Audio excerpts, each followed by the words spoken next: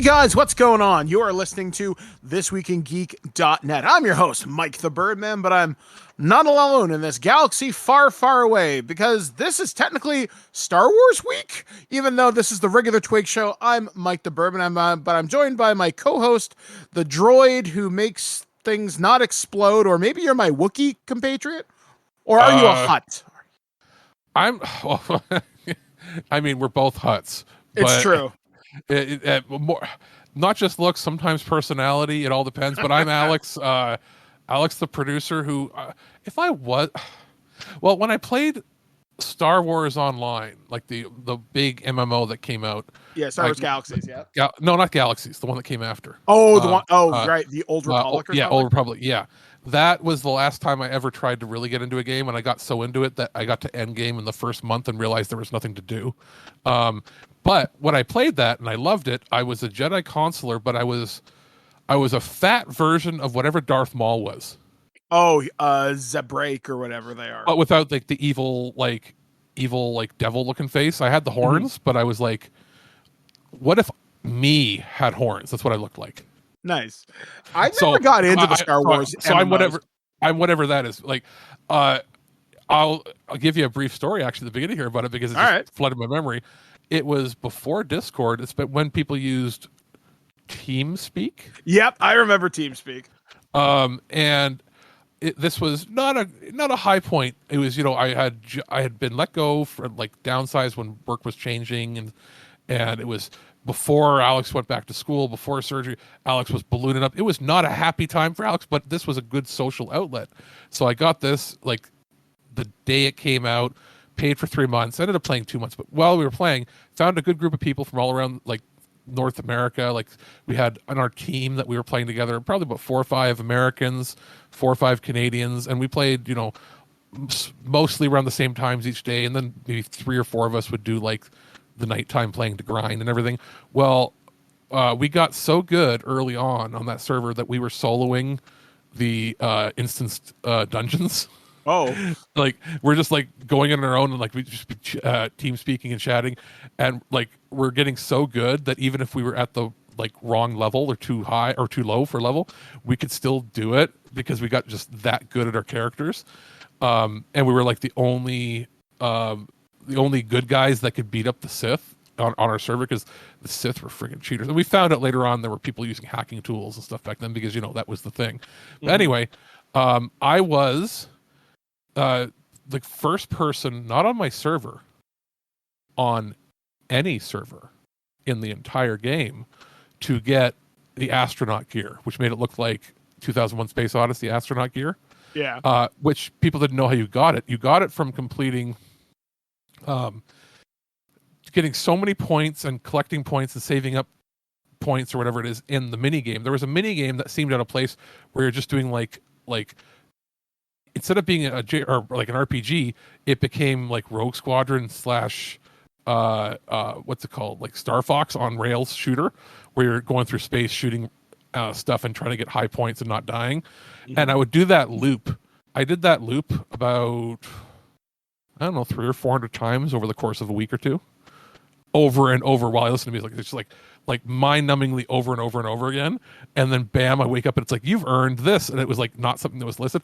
So I'm going around on the server and I'm getting people on like the world chat going, what the hell are you wearing? Because I was the only person literally that had unlocked it. And then we did weird shit in there. Like when we found out we were so good we could kill the world bosses, like because each world had a secret boss that would spawn like once or twice a day. And we got so good that it was supposed to be like 50-person raids, right? We could do it with like 3 people on the earlier planet. And we actually had people starting to line up outside of the spawning area that would like where they wouldn't get aggroed in or be part of our party, but they could see it happening. And they were like, we had people going, what the hell is going on? And I wouldn't be surprised if at some point, maybe on some forums, people were like reporting our antics because we got so good that, a raid of like 50 people are supposed to do it. We did it with like 12 people, and I convinced everybody to make it a naked dance party. So we took all of our armor off, and your character would appear just in their underwear. So and you would normally die, but we had some really good healers. So we were like killing boss monsters in our underwear and swimming gear. And then you could like do like slash dance or whatever, and your characters would do dances. So we'd kill the boss, and its carcass would be sitting there, the world boss, and we would be there'd be like 20 of us standing there doing a naked dance party with each other, while all of the newbies and all the new people coming into the server standing there going, "What is going on with the crazy naked people?" and we're just killing ourselves laughing, juvenile laughing, and it's like that was the fun camaraderie of MMOs. And then you realize that it's such a time sink that I didn't want to play it anymore. But yes, that's my Star Wars story for Star Wars week. Yeah, for me, really didn't do a whole lot this week for Star. I mean, actually, well, I have a big review in this week's show, thanks to our friends over at Electronic Arts. I did take a look at Star Wars Jedi Survivor. If you've been following my social media, it's been a lot of photo mode posts, but a lot of photo mode posts, and I think you're lucky you played it on the platform you did. Yeah, like I had a couple of problems. I only had in my entire 40-hour playthrough, and that's a lot of me screwing around. I think I had less than 5 hard crashes. I had one glitch that required me to restart the game, but I never lost progress. But let's be honest, we probably shouldn't even have one or more than one hard crash in a fully released game. It's just we're kind of used to that because of what Cyberpunk did. Yeah, it's just kind of, it is what it is. So yeah, like, other than that, I had a fairly stable play experience. Only 5 hard crashes. You say that, and it's not a big deal to you anymore because I had like 75 hard crashes. Whereas I had none, which is astounding. Exactly, which is even worse because that means it's stuff that is hard to replicate. Yeah, so yeah, it was an experience. So that'll be the first review up this week here on the show. My week's been pretty quiet, all things considered. I got my 15 stitches out yesterday. My wife was able to remove them. I'm gonna have one gnarly looking scar. I saw like preliminary. You're still healing. But you showed me preliminary, and I'm like, ooh, you look like Abdullah the Butcher's head. Yeah, it's pretty gross. So hoping you'll be able to store like Easter chocolate coins in there. There is some what's known as gappage, but it looks like it's going to knit together. Oh yeah. Okay. Oh, yeah. You're healing rather fast and rather well. Yeah, so I will have more updates on this as I can talk about it, and that's all I can really kind of say about it. Beyond that, what you can say is that you had to have stitches. You're healing now, and it's not in a place that it's not like you cut your head open and you were bleeding out, out of your head or your neck or something. Yeah, exactly. Other than that, I actually started writing the other day. I'm actually working on something for a friend of the show, Enrique Cujo. He does another podcast called Weekly Spookies, where people read, or he'll read stories that are submitted. And I started working on one really late last night while I was just kind of horsing around. Is that the one that I did a quick brief read of before I went to bed? Yeah, I'm not done it yet, but I'm probably about 70% done. I won't say anything about it except that I like the premise of it. Yeah, I thought it was really cool. I had the idea, which the story is called File 137, and then I just kind of thought about Shadowrun meets Johnny Mnemonic meets Cthulhu Punk. And and what my vision in my head when reading it was, what if a Netrunner and Shadowrunner or Cyberpunk jacked into the Nostromos in Event Horizon? Yeah, and I just had this really cool idea. So hopefully, folks, you'll hear that on Weekly Spookies whenever Enrique gets around to it. It is the Nostromos, right? I'm not wrong. Okay. Yeah, because there's too many guys. I was like, Dead Space. Is that what it's called in Dead Space? No. In Dead Space, I can't remember what the ship is called. Isn't it a Japanese name or something? The Ishimura. Yeah, that's it. Yeah. So which if you like Dead Space, for those that I think everybody knows internet culture wise that Dead Space is the space horror game that like, people know it even if they don't know the origins of it. And like I remember even when that first game came out, I was like, oh man, somebody decided to blend Aliens and Event Horizon into one game. Yeah, it's like, oh man. And So that's pretty much an accurate description of what Dead Space was. yeah. Other than that, the only other thing I did is yesterday was my first time really out in almost 2 weeks. So I went out and went to the park. I played Pokemon with my friend Jordan and Blair. We had lunch downtown Guelph, which was really nice. I got a nice sunburn, which is going to be a constant in my life for the foreseeable future. What we need to Um, do is just like dump a whole bunch of sunscreen on you, like buckets of it. See, the thing is, I normally carry stuff in my backpack, but because I haven't been outside in like almost 2 weeks, I just forgot to bring it with me. Well, And I'm working and on some stories for the paper.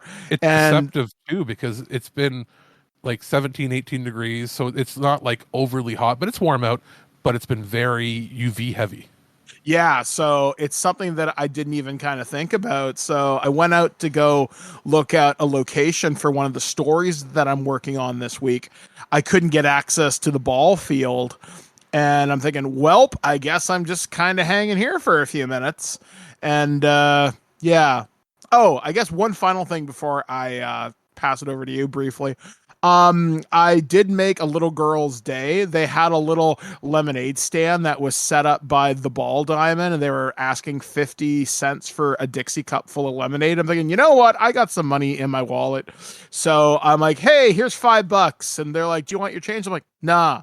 And they're like, oh, really, sir? You awesome. And their dad's like, That's like early 90s prices. That's pretty good. oh yeah, and the dad's like, you should go give that guy a high five. I'm like, how about a cool fist bump? So we got a cool fist bump, and they're like, that guy made our day. So I'm like, yeah, I love to support little kids. If I have the money on me and I'm passing by you, if you've got a lemonade stand, guaranteed, here you go. If it helps you do whatever you want to do this summer, I'm totally fine with it. I So mean, yeah, that's been my like week. when we used to do garage sales, we were a garage sale family.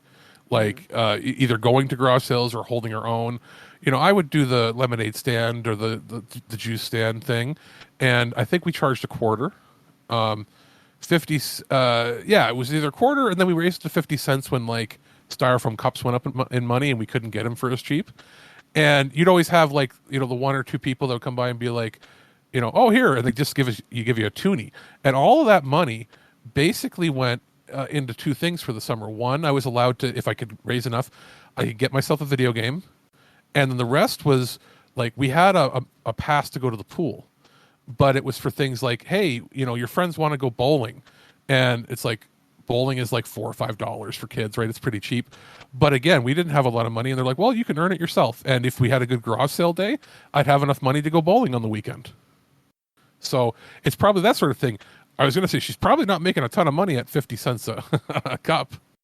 Yeah, I'm not sure. They had a fairly steady amount of people going in and out. So I hope that kid made some serious scratch, and I'm just glad to have helped them out. So what has your week been up to before we dive into what we're going to be covering this week for reviews?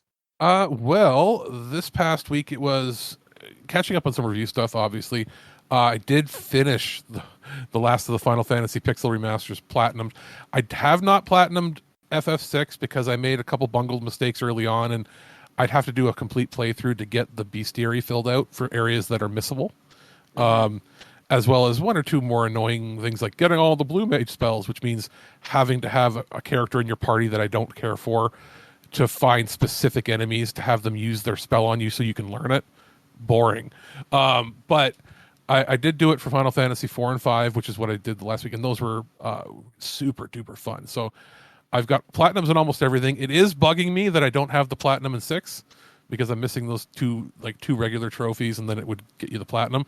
So eventually that'll happen. I've tried out some other classic ones, and I was like, maybe I'll try out some of the ones that went to PS Plus, like Wild Arms 2. Wild Arms 2 is clunkier than Wild Arms 1 in controls, and it feels slower to me. I had a hard time getting them. Like there's games where I'm like, man, they need a fast forward option so that battles go faster, like either an auto battle or you hold a button down to like double the frame rate or something, because those early polygonal RPGs, except for like Final Fantasy 7, are rough, and like it shouldn't take me like 30 seconds to a minute to do one attack to an enemy and then load to the next screen when it's all digital. It's just inherently how those games are designed. So I've been flipping around them, trying to figure out what to do that way, catching up on some other TV and stuff. Excuse me.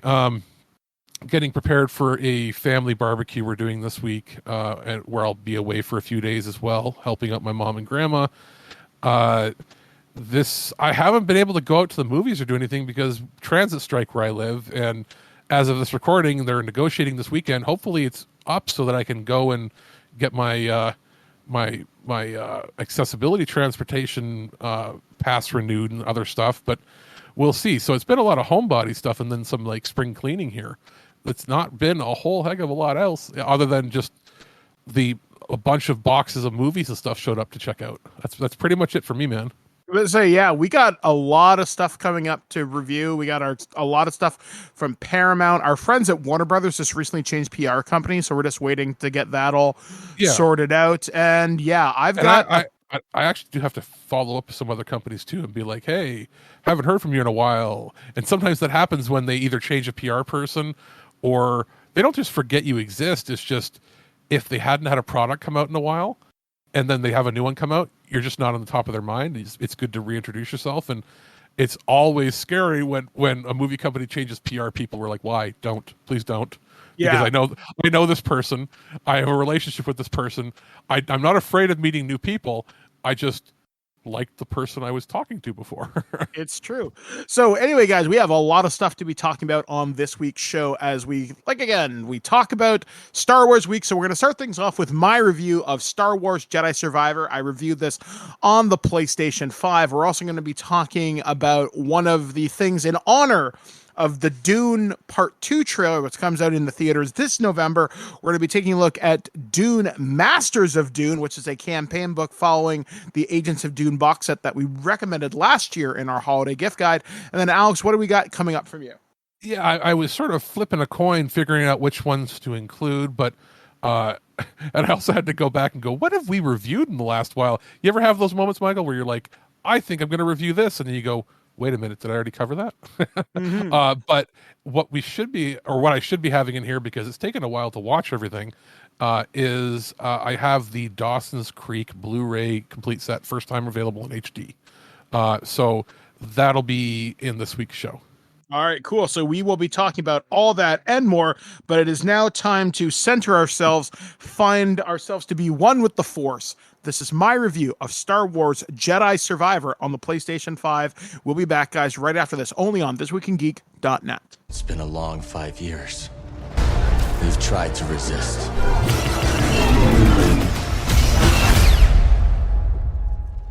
Fear and mistrust rule the galaxy. No, wait!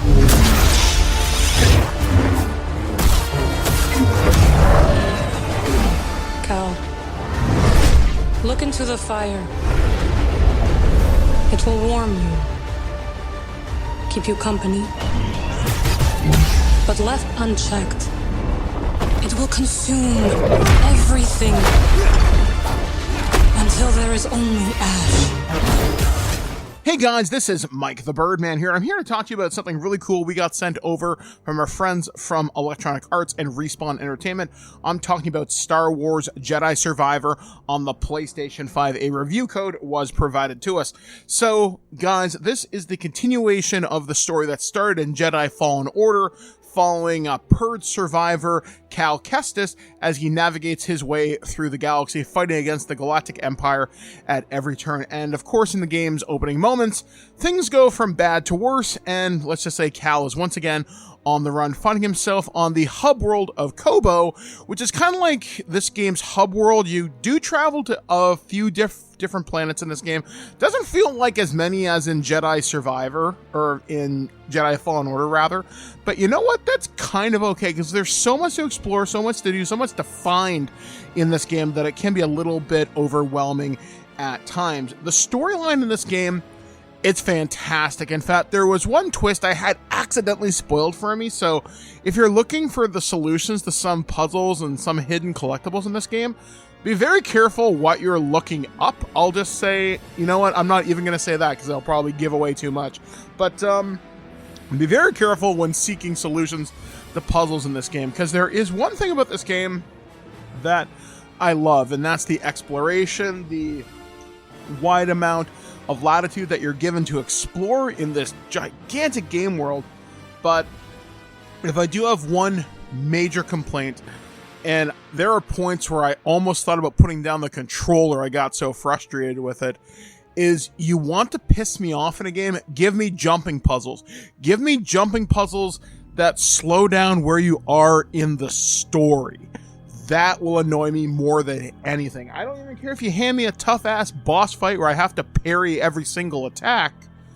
That's annoying. Speaking of boss fights in this game, there are tons of legendary enemies and hidden things. You do fight a Rancor in the first, couple of hours of the game. I mean, it's in a trailer, I'm pretty sure, so it's not too big of a spoiler. You do fight other guys with lightsabers. Okay, so big thing, you do get the crossguard lightsaber from the sequel trilogy, so if you want to live out your most badass Kylo Ren fantasy, you can do that. And I actually preferred the crossguard stance, and you can dual wield sabers like Ilis Sakura. You can have a double-bladed one like Darth Maul. You can always go back to the single one. Or if you prefer such an uncivilized weapon, you can do a blaster style where you do on kind of like a fencing stance, and that's kind of cool too. Obviously, you get tons of force powers. You can force confuse people now, which is really, you get your usual bag of tricks. You now get this cool air dash thing, which I wish you got that a little bit sooner in the game, but I'll admit I kind of spent a little more time screwing around than I probably should have. And it's going to take you easily over 20 hours to beat this game. And I even had this game turned down to story mode at times, and there were some annoying sections, not difficult. I can only imagine what this game would be like to beat on Jedi Master, because, nah, son, that ain't happening. But there are no trophies related to difficulty, so thank you, Respawn. Overall, though, I had a very fun time with Jedi Survivor. Getting all the different lightsabers was really cool. I mean, I had this awesome pink crossguard lightsaber. I took all these different pieces of it, and it truly felt like mine. One of the best additions, and if you've been following my social media anytime over the course of my review period, which is @BirdmanDodd, I spent a lot of time in photo mode, and I actually had some of my fellow PR people and gaming journalists say, man, those are really good shots. One of my favorite shots that I took was Cal. He's just got the blaster, and I just got the laser blast coming out of the barrel, and I captioned it with a good, bad, I'm the guy with the blaster. I had these awesome shots of Cal fighting against stormtroopers. I have this wicked shot where there's a scout trooper rather, just sitting down on a dock having a sit, and it looks so great. There's so many cool enemies in here. In fact, they find a really neat way to involve Clone Wars enemies, and I love battle droids. I always have, Roger and all that. They've got super battle droids in here, droidicas. It's really cool. In fact, there's one level that takes place inside a Separatist dropship that I thought was so cool, because I haven't seen those since the Clone Wars or the battle on Geonosis. But yeah, ultimately, Jedi Survivor, it is a worthy sequel to Jedi Fallen Order, and it does give you a really neat story of loss, acceptance, finding home where you can, and what family kind of means to you in a galaxy far, far away. I can't wait to see where this is going to go. From what I understand, this is one of the last games that will be published exclusively by EA for Star Wars, and it is planned that there will be a trilogy of games following Cal. And I'm just going to make this bold prediction right now. I know, folks, holy crap. I promise you, Cal Kestis is going to show up on Disney Plus sooner than you think. And I'm going to say, if anybody's got a shot of getting their own Disney Plus show, I really think you could do a fantastic job with this, as long as it doesn't get in the way of telling the story of the next game. Cal Kestis is a wonderful addition to a galaxy far, far away. So once again, big thanks to EA and Respawn for sending over a review code for this. I know I'm going to be going back. And hey, one final thing, New Game Plus actually matters. Everything carries over. So I have a reason to go get my party lightsaber. You can go look that up on YouTube. It's actually kind of neat. So anyway, guys, until next time, I've been Mike the Birdman saying, may the Force be with you. The Prime Minister of Sweden visited Washington today, and my tiny little nipples went to France. Gossip, rumors, panic in the streets. We're lucky. This Week in Geek News. And welcome back to ThisWeekInGeek.net. Once again, big thanks to EA and Respawn for sending that over. I was hoping to get that in the newspaper, but I literally didn't get the game until a few hours before launch. But what a great week!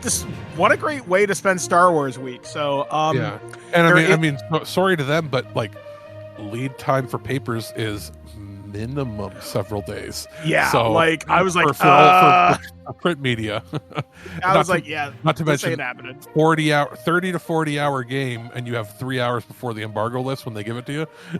Yeah, I'm like, nah, fam, this ain't happening. So I'm glad that I got it out. What they got was a thorough review, as well as like a thorough, proper review, not a, and we won't name individual people, but not a, we played 1 hour of it and then we're going to pretend that we played it so that we can get the review out on time review that we have seen pop up more and more from previously reputable individuals and organizations. Yeah, I'll just say there's a jumping puzzle in that game. I would be very surprised if someone I knew beat that particular part. So anyway, let's talk about what is happening in the world of entertainment this week. And I'll tell you, not a whole hell of a lot. Support writers.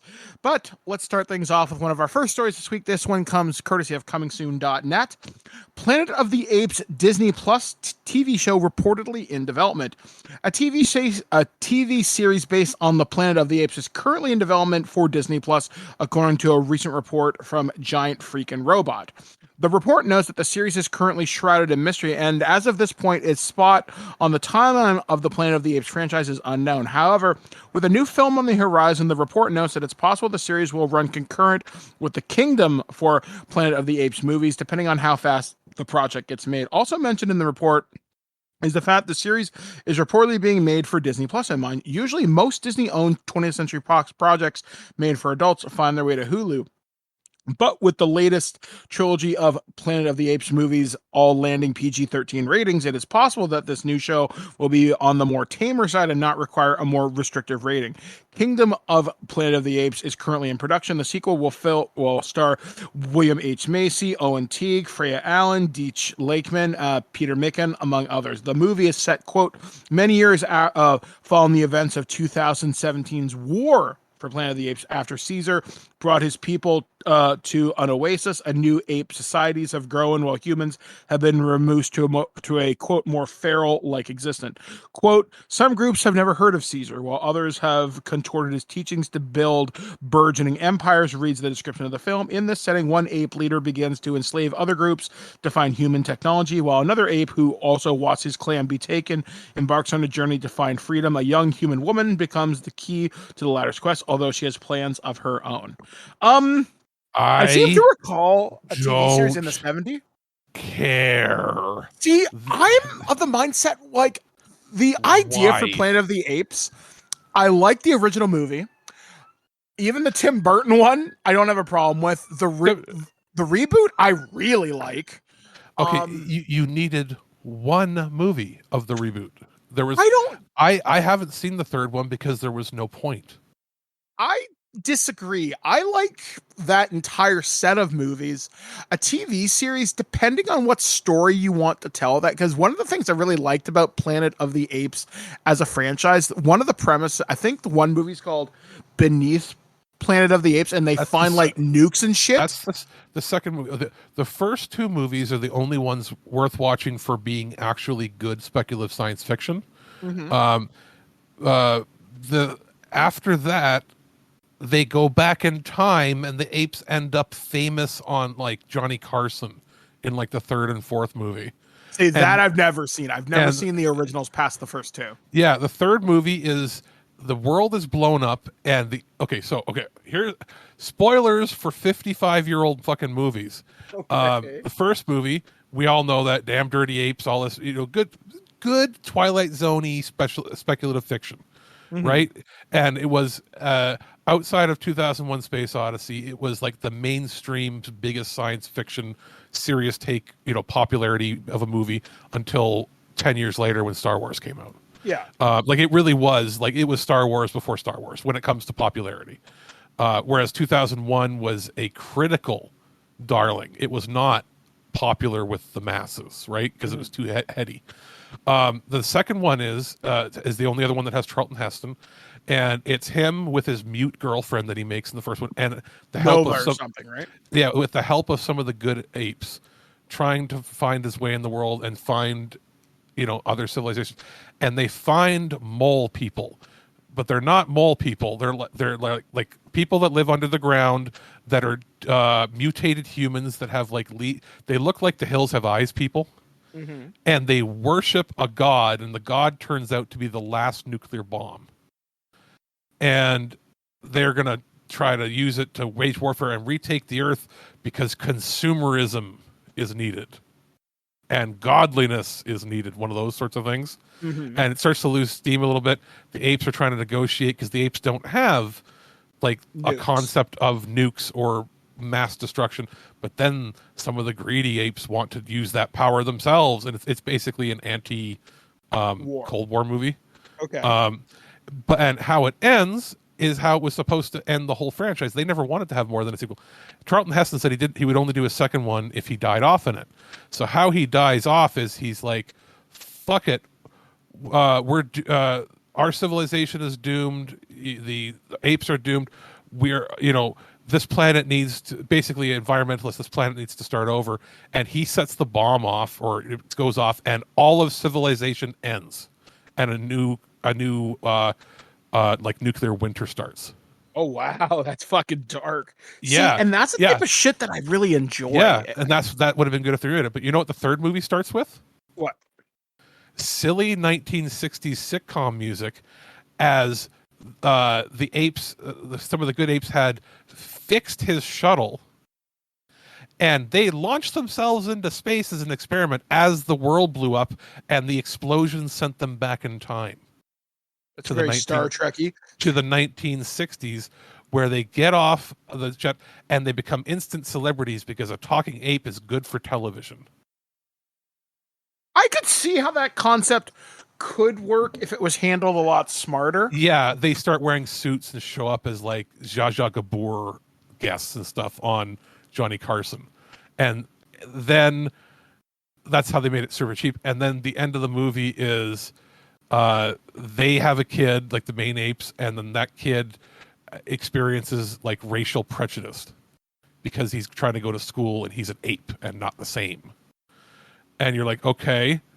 And then the next movie, and it also ends with them realizing that they somehow, because they're back in time, they can magically teach other apes to speak.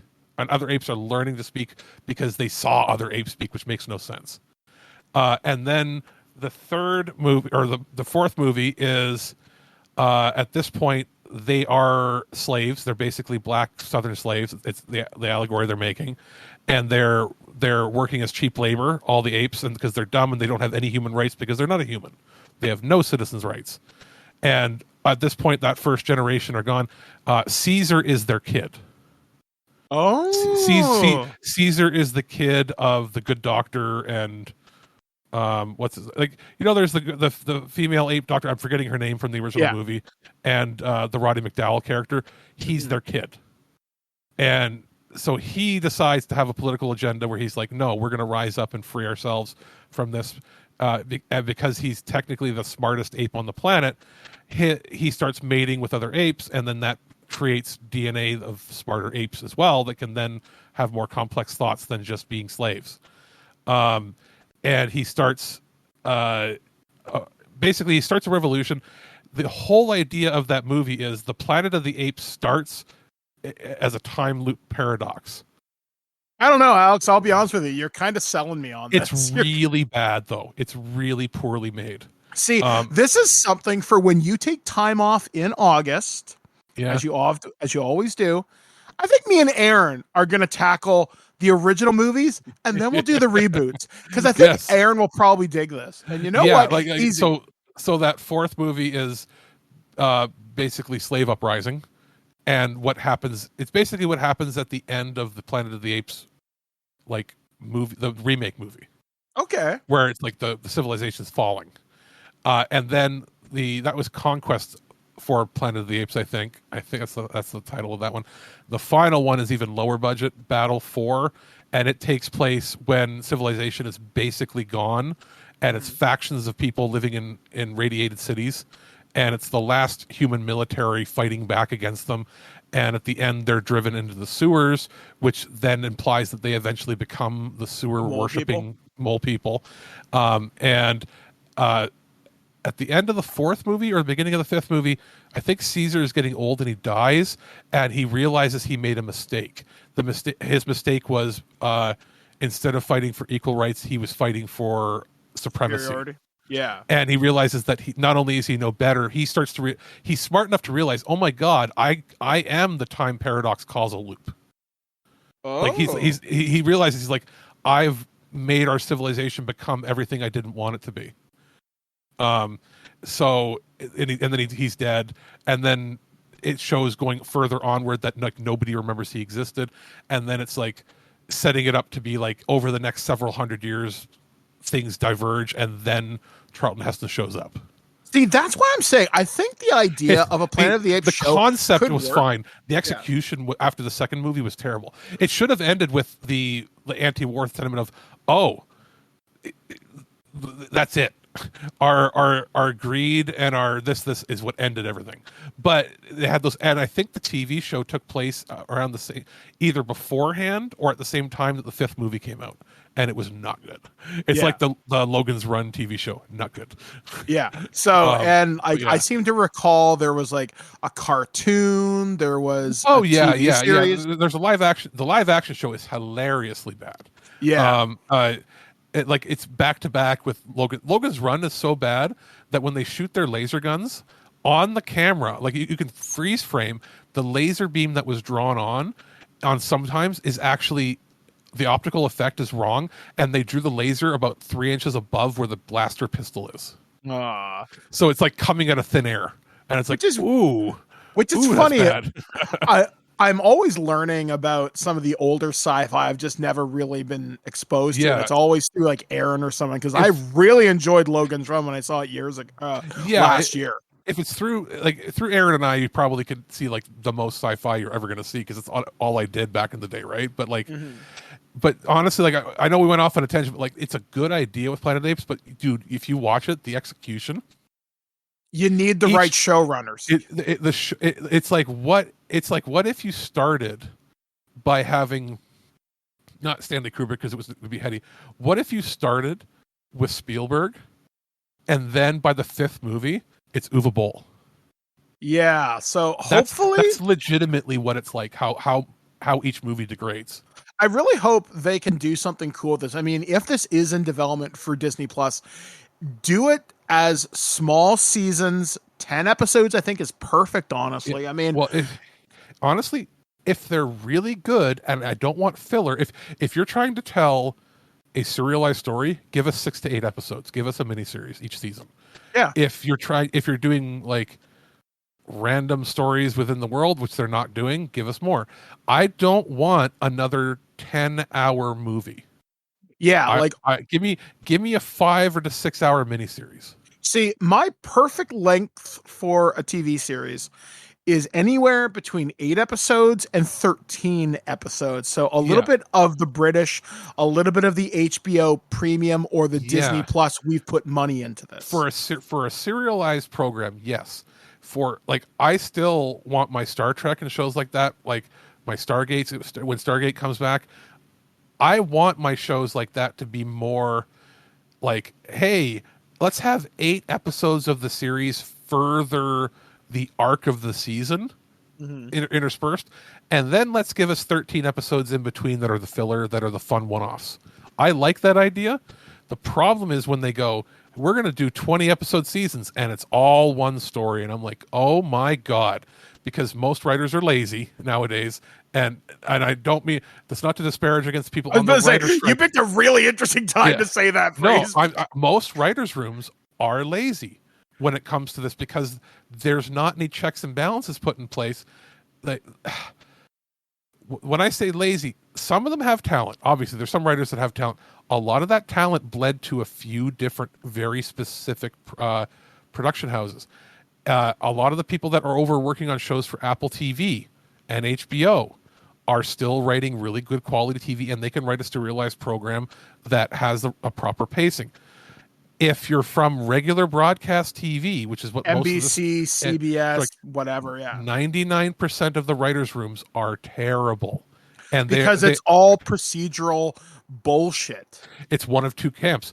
It's either procedural bullshit, which I'm okay with. I watch all those cop shows in the background. I don't pay attention. It's when I'm surfing the net or playing a game, and I just want to hear, Detective Stabler say something stupid. Yeah. Like it's good to have in the background for that. If I'm watching a real show, I'm not watching a broadcast TV show.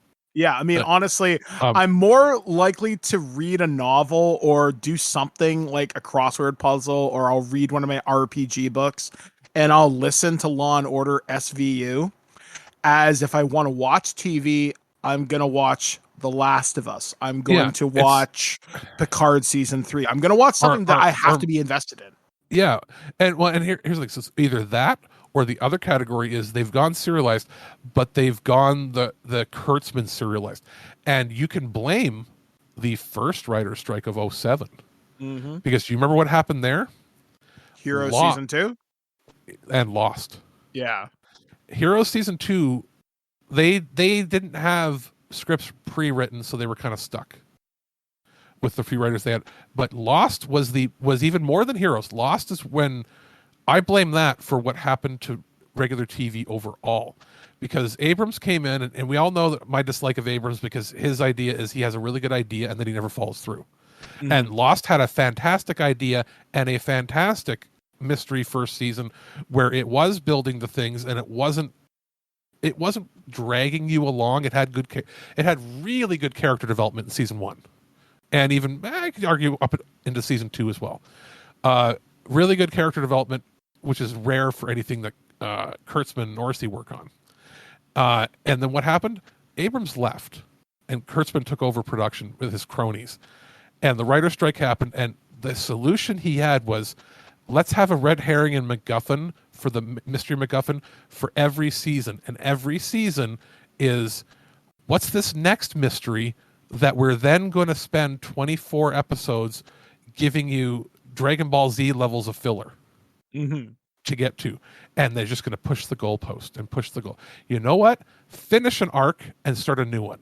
The problem was, after season 1, they never finished an arc ever until the last episode, and they had to find a way to scramble it together after 7 seasons. Mm-hmm. And after that, they realized that even though they had special effects in that, it was a lot cheaper and a lot easier to shoot if nothing really happens in an episode.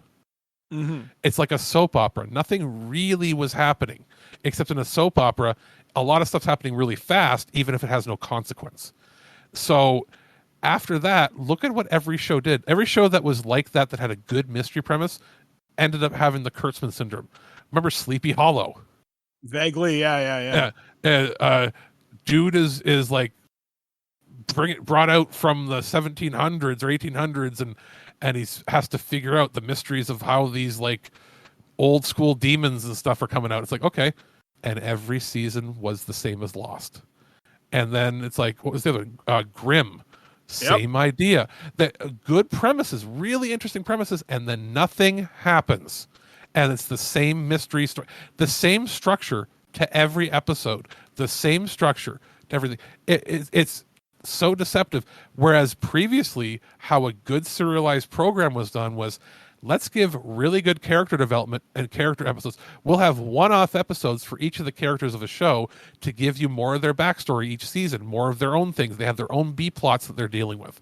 And then you had A plot, which was whatever either the monster of the week or whatever the issue of the week was with these shows. And this is everything from Star Trek to MacGyver to fucking, any show of the night, basically any good show from the mid 80s till around 2005. So about a 20-year period, the second golden age of TV after the 60s was how they did that. And you'd have your A plot, which has, again, monster of the week or whatever to that extent. Your B plot which would be the character development for each character, and then your C plot. And the C plot was the thread of what was happening the whole season. So a really good example of this might be X-Files. X-Files or Buffy. X-Files, Buffy, X-Files, basically the formula any of the Whedonverse shows. Whedon stuff back in the day, as well as Stargate, like any of the people that started on Stargate, Star Trek, a lot of the sci-fi that came out of the after what happened, like I wouldn't say season 1 of TNG, season 3 of TNG onward, and a lot of really good writing rooms copied that method. Yeah. And so from like 1989 onward, you saw a lot of that, and especially the syndicated programs like Highlander and all that. So the idea was you could watch any episode individually at any point in time. And unless it was like a second part of a 2-parter or something, you could watch any of those, be invested. You didn't have to know what happened 3 episodes ago. But if you did, you got a lot more out of it. But individually, they could show them anytime they wanted. And then for somebody who wanted to stick with them week by week, you got a better full story. And that doesn't happen anymore. Yeah, it's rare. So hopefully we will see more out of this happen. I hope the writers get what they want. Okay, writers are paid well in movies. Where this big issue is, if you read into it, Mike, do you know what the strike is about? Yeah, and I know it comes from them wanting rights from streaming, wanting rights to they're not getting, weekly stuff. It's same as how actors are having trouble. They're not, the royalty rates either are non-existent, or the residual rates are almost non-existent, or a lot less for streaming than it is for traditional TV and cable and movies. And they're also trying to stop artificial intelligence from entering the conversation. They're trying to force government law on top of their industry law to make it so that it is illegal for them to fire the writing room and have a computer do it all. Yeah, because now someone gave a really good example of this. Now, if you wanted to have an AI generated procedural show, that could work, sadly. And all you would need is for it to go, okay, pull from the headlines like Law and Order did back in the day. Yeah. Pull from the headlines, change names, make it so it's legally distinct, and then you'd literally have to have one person in the writer's room make sure it's grammatically making sense. Yeah, and like feed it a few additional prompts. Someone would add some drama in the background. Done. So a room of either 12 writers or individual script writers that were sending in submitted scripts turns into one person. So the 12 to 1 downsizing. Now, I know certain late night shows are still paying their staff. I think Seth Meyers is, Jimmy Fallon, Jimmy Kimmel. Yeah, and some of those people are still paying. I know certain shows are continuing during the writing strike. Late night is weird because they write a day of. A lot of writers in there are not part of the Writing Guild of America because they're comedic writers. They're not script writers. Mm-hmm. So it literally might come down to, is your job category listed as a joke writer or is your job category listed as a screenwriter? Mm-hmm. And I think in a lot of cases they're not. And also a lot of their stuff can be done improv. So it might change the way some things look. But the other issue, other than the AI stuff, is the rates at which I didn't realize this. So let's say you're writing for Law and Order, right? Mm-hmm. You're one of the, maybe not the head writer, but you're on like the team that either is in the writer's room or you're somebody who's been trusted and you've been working off and on for 20 years for them, writing spec scripts every maybe 2 or 3 a year. You might get $20,000 for each script, or $15,000 to $20,000, right? Enough to live a comfortable life. If you write like 5 or 6 scripts a year, you can live a really comfortable life, like really comfortable. I didn't realize this, but let's say you do the same thing. Let's say Law and Order is going to have a new show on Peacock, which they apparently are. There's like a cybercrimes one that was turned down from regular TV because it was dealing with racism and stuff. It was considered like they were going to have N-word drops in it because it's supposed to be about hate crimes and cyber crimes and stuff. So I'm like, okay, they're trying to make a more gritty one on there. I'm not going to say I know the exact amount they want to pay, but let's say another show like that does that. Mm-hmm. Instead of paying $20,000 for a script, they were paying like $5,000. And the argument was, streaming is not the same as regular TV. It doesn't have as many eyeballs on it. And now the argument is 90% of television is done streaming. So they're arguing that the studio executives found a way to pay a quarter of what they used to pay for scripts. And they're making it harder to get your scripts picked up and put on regular TV. Or if you were expected to make, let's say, $75,000 a year as a fairly successful screenwriter for television, they're now expecting you to live off of $30,000. Yeah, overnight, basically. And it's like, that's not how this works. You can't just do it. So that's why so I understand they have very valid points this time. More valid, I think, even than in 2007. Yeah, what this means, though, you know what's going to happen? We won't see this. No. Same thing that happened in 2000. What happened in 2007? A lot of reality shows, which fucked over a lot of people. And the other half was they bought a shit ton of Canadian programming. Yeah, actually, I heard someone saying Netflix is planning to weather this by airing stuff from the international markets. Because Trailer Park Boys was bought for distribution by Netflix because of the writer's strike. I was unaware of this.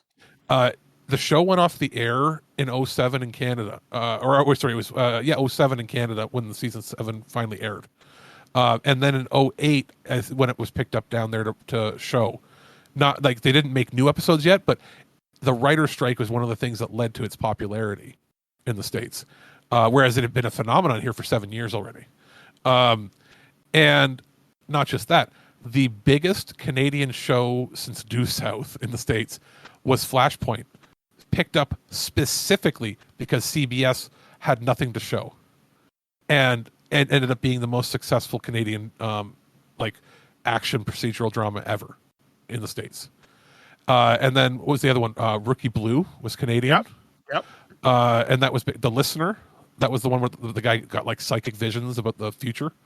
It's actually a pretty good show. I think my uncle worked on that one. Bomb Girls, Murdoch Mysteries. Murdoch Mysteries is one of the last ones, I think, from that. Yep, it's still running, I think. Yeah, I think that was picked up during the writer's strike down there for them to view. And then other British shows got picked up. And so if it's a Vancouver or Canadian writer who's part of the American Writers Guild and the Canadian Writers Guild, you probably won't see stuff.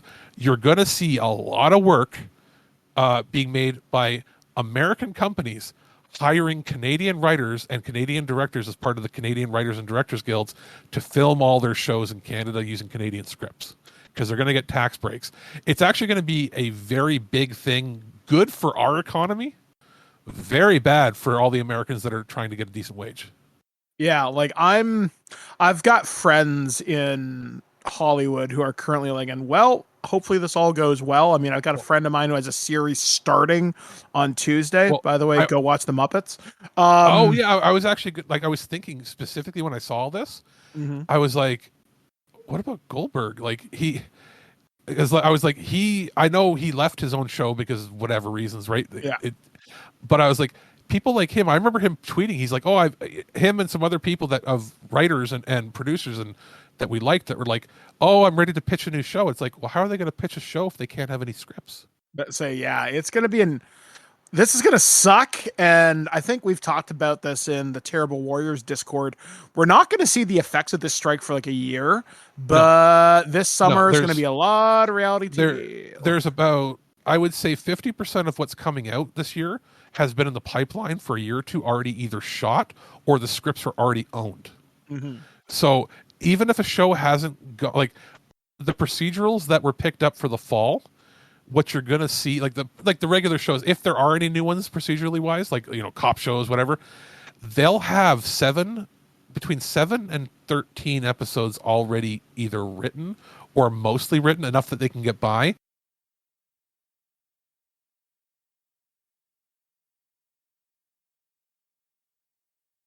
Two episodes.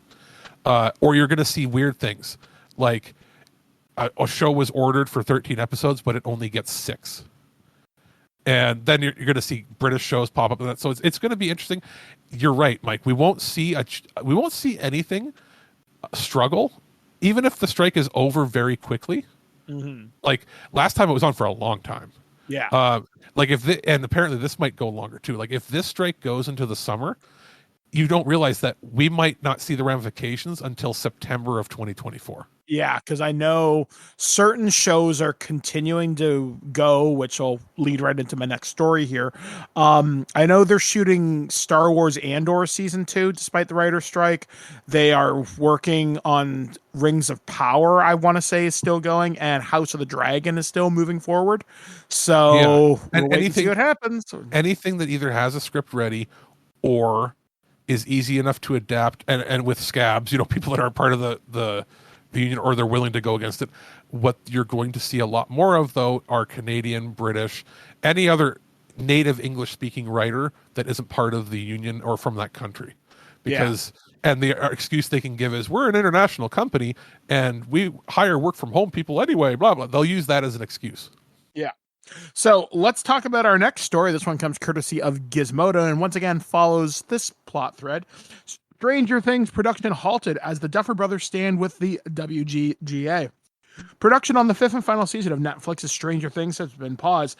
On Twitter, creators Matt and Ross Duffer confirmed that they will be standing with the Writers Guild of America, who went on strike earlier in the week.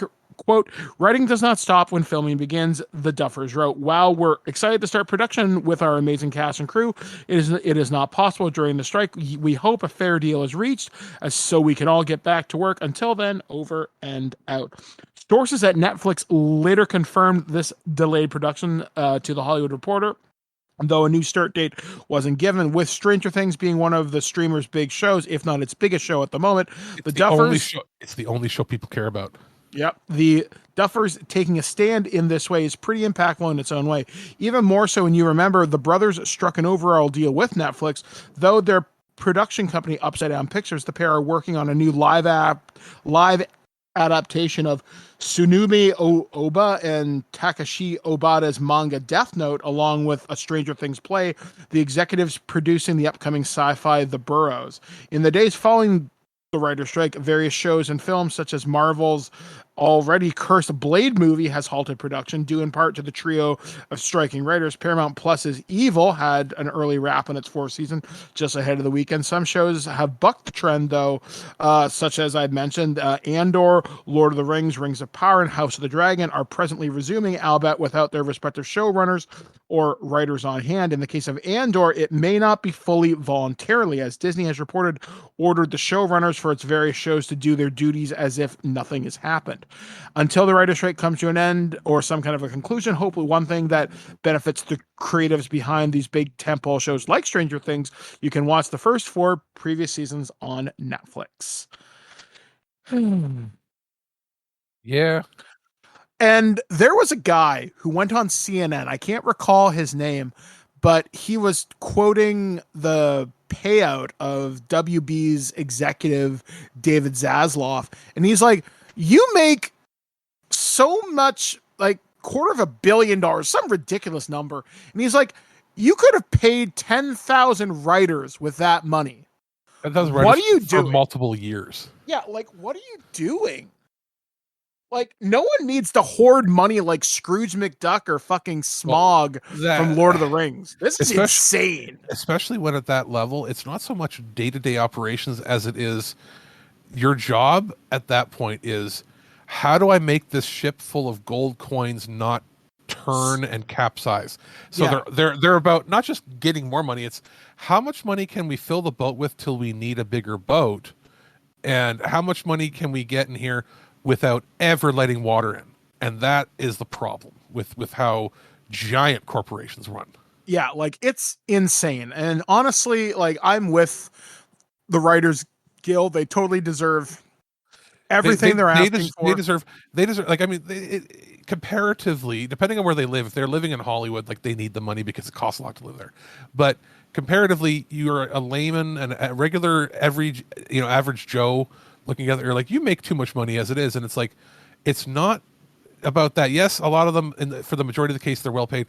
It's, you got to turn to your neighbor and go, okay, would you magically like to take a 40% pay cut because the boss says that's what we're going to do for everybody? Yeah, like, it's not as cut and simple. It's what it's literally like saying is, it's like, what's a good example for somebody? You're working in a factory, right? It's like you work in a factory and you made you made like $45 an hour working on a car line or something. And then they came in and said, oh, hey, by the way, we're switching from that car to a truck. Your job is exactly the same. As, I'm making the example of difference between TV and streaming. You're switching from a car to a truck. Your job remains exactly the same. Nothing changes. You're pressing that button and buffing out the one thing. We just changed the car, and because of that, we're now paying you $30 instead of $45. You've done nothing. You show up to work, you do the same job, but you're expected to make less. Oh, because we're not making that car anymore. We're only making it on trucks. And then, you say that to somebody, it's like, that's what the issue is. It's not about the amount of money per se. It's the, why am I getting a pay cut because you decided your platform is now different? Yeah. And then on top of that, it's not just that, it's literally like, hey, and by the way, at any given moment, you might show up and the doors will be locked because we've hired a robot to do your job. Yeah, like it's insane. So hopefully we'll see an end to the writer's strike sooner as opposed to later, so everybody can get back to work. Everybody's happy, but human greed almost always will win. Now, and here's the thing: I am not somebody who's like, I don't want AI writing anything. I would actually be interested in a couple of shows where the whole purpose of the show is, what if we made the show based on AI scripts entirely forever, and that's the experiment. Like, what if we made a cop show where everything is written by AI and we never correct anything and we have to do the script verbatim? See, I think that would be a fun YouTube show with a high budget. Yeah, YouTube, or even if like fucking NBC was like, hey, we're gonna do it's the AI Law and Order AI edition, and we do it twice a year, where we do a special episode written entirely by AI, and all the actors like Marissa Hargitay and all have to do it like that, and we'll show you the difference. They won't do that because the executives know that the people will go, oh wow, this is bad. Yeah. And then it would hurt their chances of ever replacing the writers. Exactly. All right, so we're going to wrap up today's story with something I'm willing to wait for this. This comes courtesy of superherohype.com. The Last of Us Season 2 is, quote, months away from shooting. HBO did the impossible earlier this year by taking one of its most beloved video games of all time and turning it into one of 2023's most talked about new shows. Over the course of its 9-episode run, The Last of Us earned top marks across the board as it faithfully recreated its source material, campaign, live action, wowing longtime fans and getting a few new ones along the way. Because the viewers are already hungry for the next season, which will begin to adapt The Last of Us Part 2, gamers famously had to wait 7 years for the sequel to hit PlayStation 4 consoles in 2020. Regardless, the break between Season 1 and 2 of the TV series won't be nearly as long. At a live Q&A session hosted by Deadline, series creators Craig Mazin and Neil Druckmann were asked when Season 2 might get underway. According to Druckmann, Joel and Ellie's comeback is, quote, months, not years from starting production. The pair declined to reveal when the story might pick up in relation to the Season 1 finale. However, Mazin basically came right out and said the new episodes would stick close to Part 2's narrative structures. Quote, I will say our process of adaptation is going to be, and has been so far, exactly the same, said Mazin. So that means we're certainly going to be drawing very heavily from the source material, and people can draw the conclusions that they would like. Season 2 will reunite headliners Pedro Pascal and Bella Ramsey as Joel and Ellie, respectively. Nothing else is confirmed, but we can probably expect to see familiar supporting performers like Gabriel Luna as Tommy, Rutina Wesley as Maria. In the meantime, the producers still have a number of new roles to cast. That includes Abby Anderson, one of Part 2's playable characters, Dina, Ellie's love interest, and last month, word broke that Season 2 will film in Vancouver, with the Pacific Northwest backdrop likely doubling for Seattle, a pivotal location in the sequel. Assuming production on The Last of Us Season 2 follows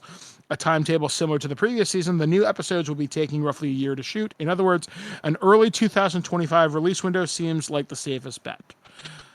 I don't mind waiting for quality TV. Yeah, I was very surprised how well The Last of Us turned out, so you know what? Cool. A lot of people are saying, oh, that's the last good show before the writer's strike. We're not going to get any. It's like, that had nothing to do with the writer's strike. Yeah. That show, unless he joined it, wasn't like You could have. Okay, I'm not a big fan of the hero worship that Neil Druckmann gets, especially when other people that were just as talented worked on that game initially. He also has a interesting cultural bias. If you see him do interviews, having grown up how he did, seeing a lot of open violence in the streets where he came from, has led him to have a more cruel perspective on humanity. I think he's a very complex guy, but it also leads to maybe why the second game was so nihilistic and very abrasive, much more. Do you recall the conversation, Alex, you and I had while I was reviewing that game? Yeah. Where there's a very dark moment in that game, and I actually had to call you like, dude, I need to decompress for 15, 20 minutes. Yeah, and for anybody that doesn't know, the game's been out long enough, there's enough controversy. Are you talking about the killing of the dog? The dog and the pregnant lady. And yeah, and I was like, I need that, to back away from this. It's not even that it's wrong. I am not somebody, and if you've been listening to us for years, and we would do like our Cambridge Chronicles, I would go off the rails with like over the top violence or things if we thought it was funny, because it's so over the top. But it's presented in the game as it's a very serious moment, very cold and calculated, and not played for like edgy laughs or anything.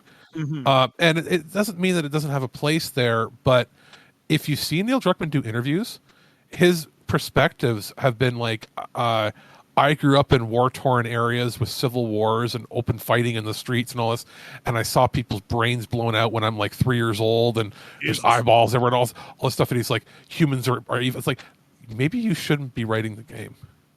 Because when you saw him do interviews, you find out that stuff that ended up in the second game that is the most controversial, and not just controversial for the sake of like not the stuff that, thing.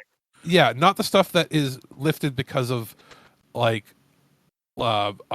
socio-political issues people have with it, or issues they have with like genders or you know, people got mad at like, she's too bulky, she doesn't look pretty enough, she's got, you know, it's like the people that were mad at Aloy from Horizon for having peach fuzz on her arms, or face. It's like, that's because real people look like that.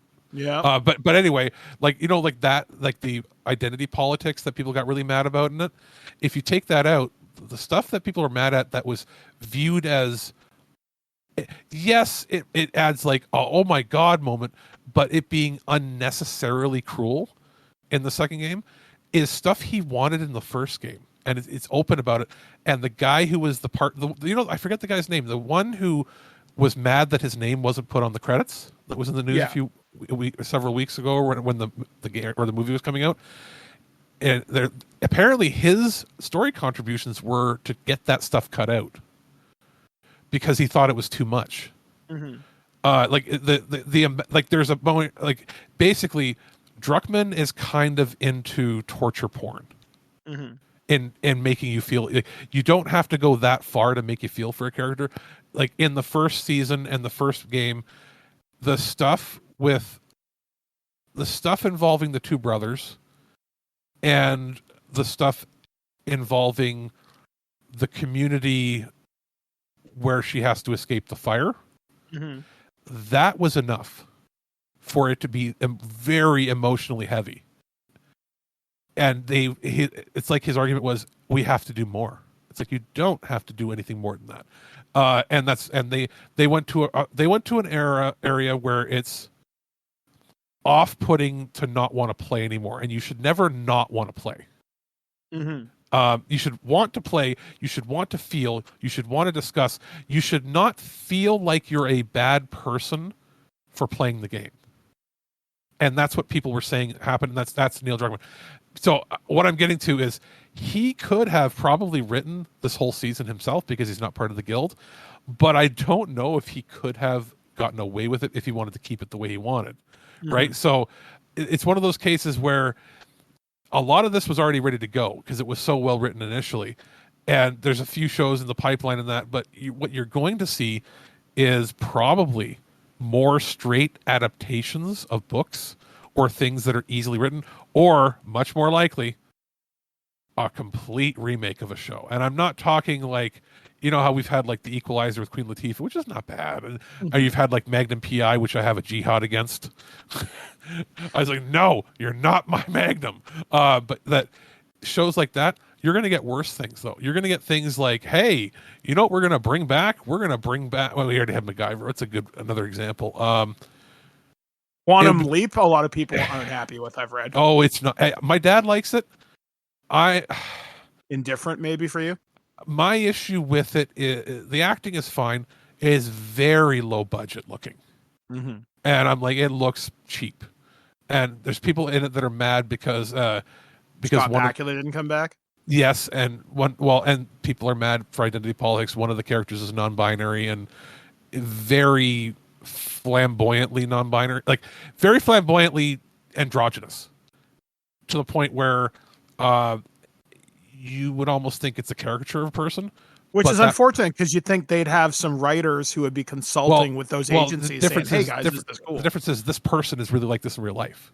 Oh, okay. So whatever then. Exactly. And to the point where I thought my dad was going to be like, because he's the boomer generation, and in past years he would have been like, what's with this freak? Because that was his word for everybody who didn't conform to the normalcy of whatever, right? Mm-hmm. But never, my dad was never like angry or anything, but he would just be like, he just didn't understand. He didn't understand, or he thought it was funny.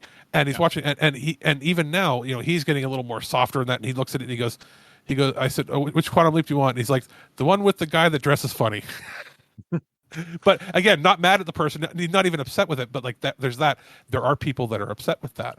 I'm upset with the fact that it's following the MacGuffin thing. It's doing the Lost thing, the way they're stringing it along. But anyway, shows like that. But think of like the A-Team or Airwolf or something. They might pick up a show like that or Knight Rider and then just do entirely the same scripts.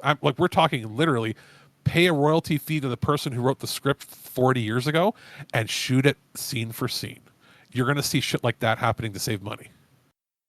Well, I hope it doesn't go that way. I hope it does, because I hope they also decide to use Betacam cameras to film it. Same with wrestling. I want my wrestling shows to look like they were filmed in the 80s. I don't want shows where people act like 80s wrestlers. I want shows filmed in full screen where the camera points towards the ring and the lights have that diamond flare effect pop up, and you know how the lighting was in all those old matches. I want that shit. Give me that. If you're gonna remake like Falcon's Crest or one of those daytime soap operas like they did with friggin' Dynasty, do it. But then use the TV cameras they used in the 80s just for fun. Give me a reason to watch TV again so it doesn't look all the same. But anyway, end of rant. Writer strike bad. Writer strike going to be very interesting though. Yeah, so we will see how this all shakes out, hopefully sooner as opposed to later. All right, guys, we're going to take a small break here on This Week in Geek, and we're going to take a look at a show that aired many, many, many years ago and was definitely a formative part of many people's childhoods, although not mine. So we're going to be taking a look. No, not yours. It was the biggest show when I was in the 8th grade. Yep, I totally just never saw it. You were too old. I just didn't care. It just wasn't in my wheelhouse. No, but you were probably too, like, not old, but like, remember, I was in the 8th grade, and this was about people that were like 3 or 4 years older. They were like 16 or something, or maybe grade 10. You were like finishing high school when the show came out, right? Yeah, like I was in that market where this is what all the girls would talk about. I was more interested in the X-Files and Millennium. So I mean, like where 90210 was like, it was for girls, but also guys watched it. Mm-hmm. This was even more leaning towards girls. Better writing, for sure. It was, but you know what though? I was going to say this was even more of a girl show. No, Party of Five was more girl show. Mm-hmm. But and so was Melrose. Yeah. Yes. Yeah. And like, there were a lot of these shows that came out, you know, it's like, thank you 90210 for making this entire genre, right? Mm-hmm. Yeah. Cause like, I will gladly go on record. I enjoy Gilmore Girls. I like One Tree Hill up until about season 6. There's a lot of good. There was it Popular? Yeah. Gossip Girl. I was going to say, what's that other one? My So-Called Life, but that was, that was like it was more of a character drama of one person, right? So, but yeah, there was a bunch. There were some Canadian ones that were really bad too, and I can't remember the names of them, but they ran a couple years. Ready or not. Ready or not. Anyway, we will talk about... ready or not, and the fucking Saban one. What was it? Breaker High? No. Breaker High was actually funny. That gave us Tyler Labine, who's been on other things, but also Ryan Gosling. But no, Sweet Valley High. Yes. So we will take a look at something that is not Sweet Valley High. This is Dawson's Creek, coming from Alex. We'll be back, guys, right after this as we take a look at the weird news. We'll be back right here on ThisWeekInGeek.net.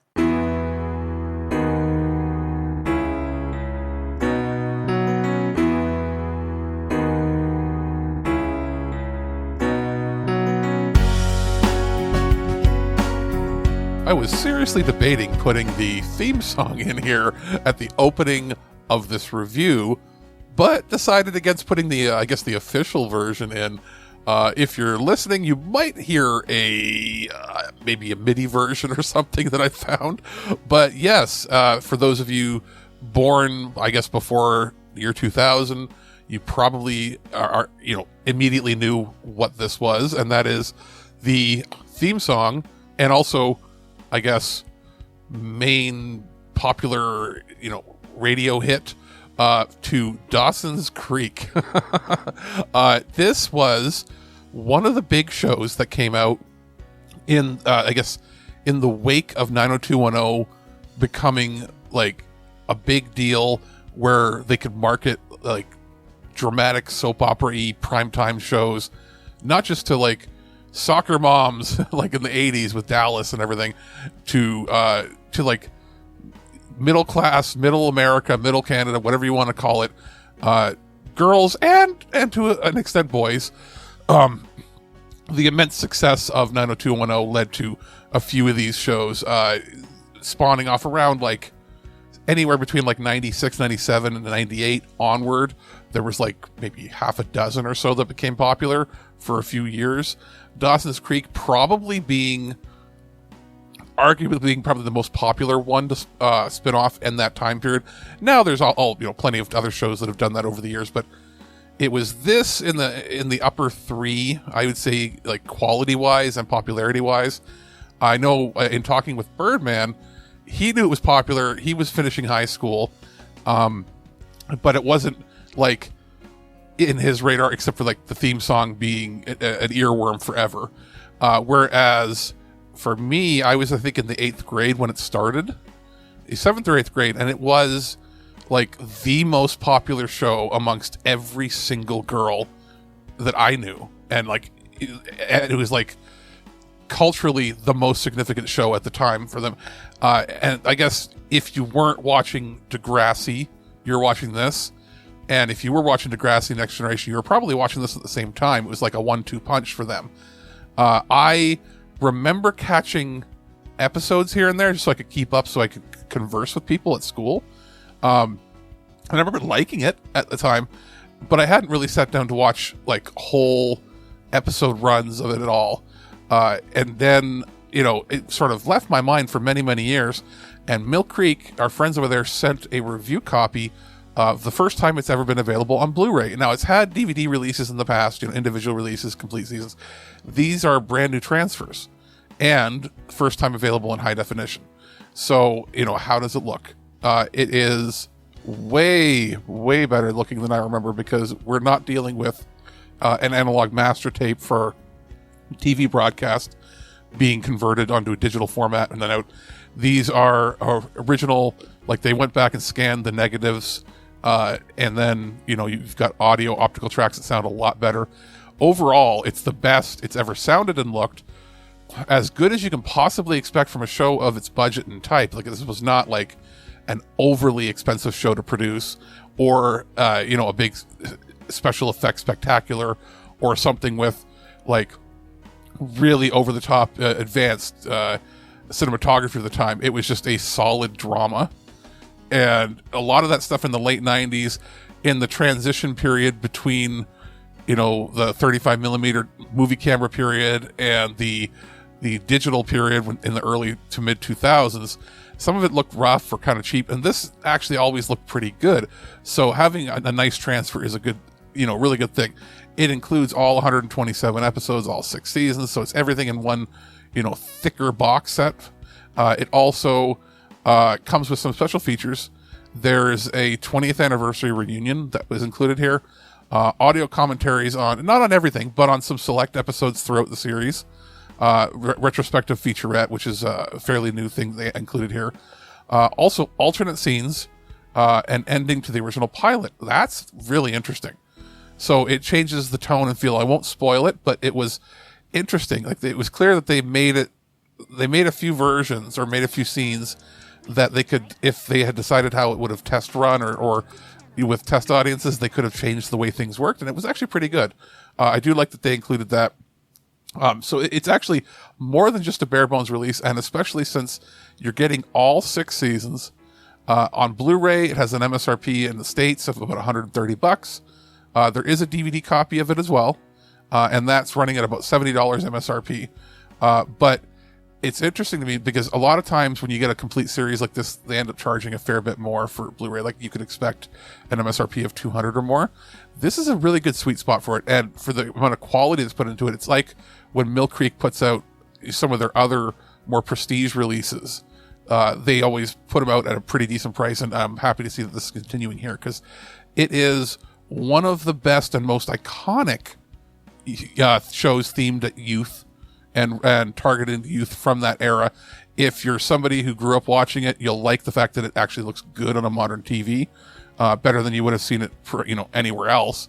And if you're somebody who is just, interested in that era or has heard good things about it, you're going to be able to watch it and not have that feeling in your head of like, oh man, this looks dated. It doesn't look dated at all. It looks quite good. So for the collectors out there, you can rest easy.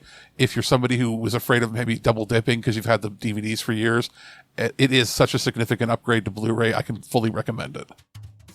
Go crazy? Don't mind if I do. Human sacrifice, dogs and cats living together, mass hysteria. Welcome back to ThisWeekInGeek.net. I'm Mike the Birdman. He's Alex the producer.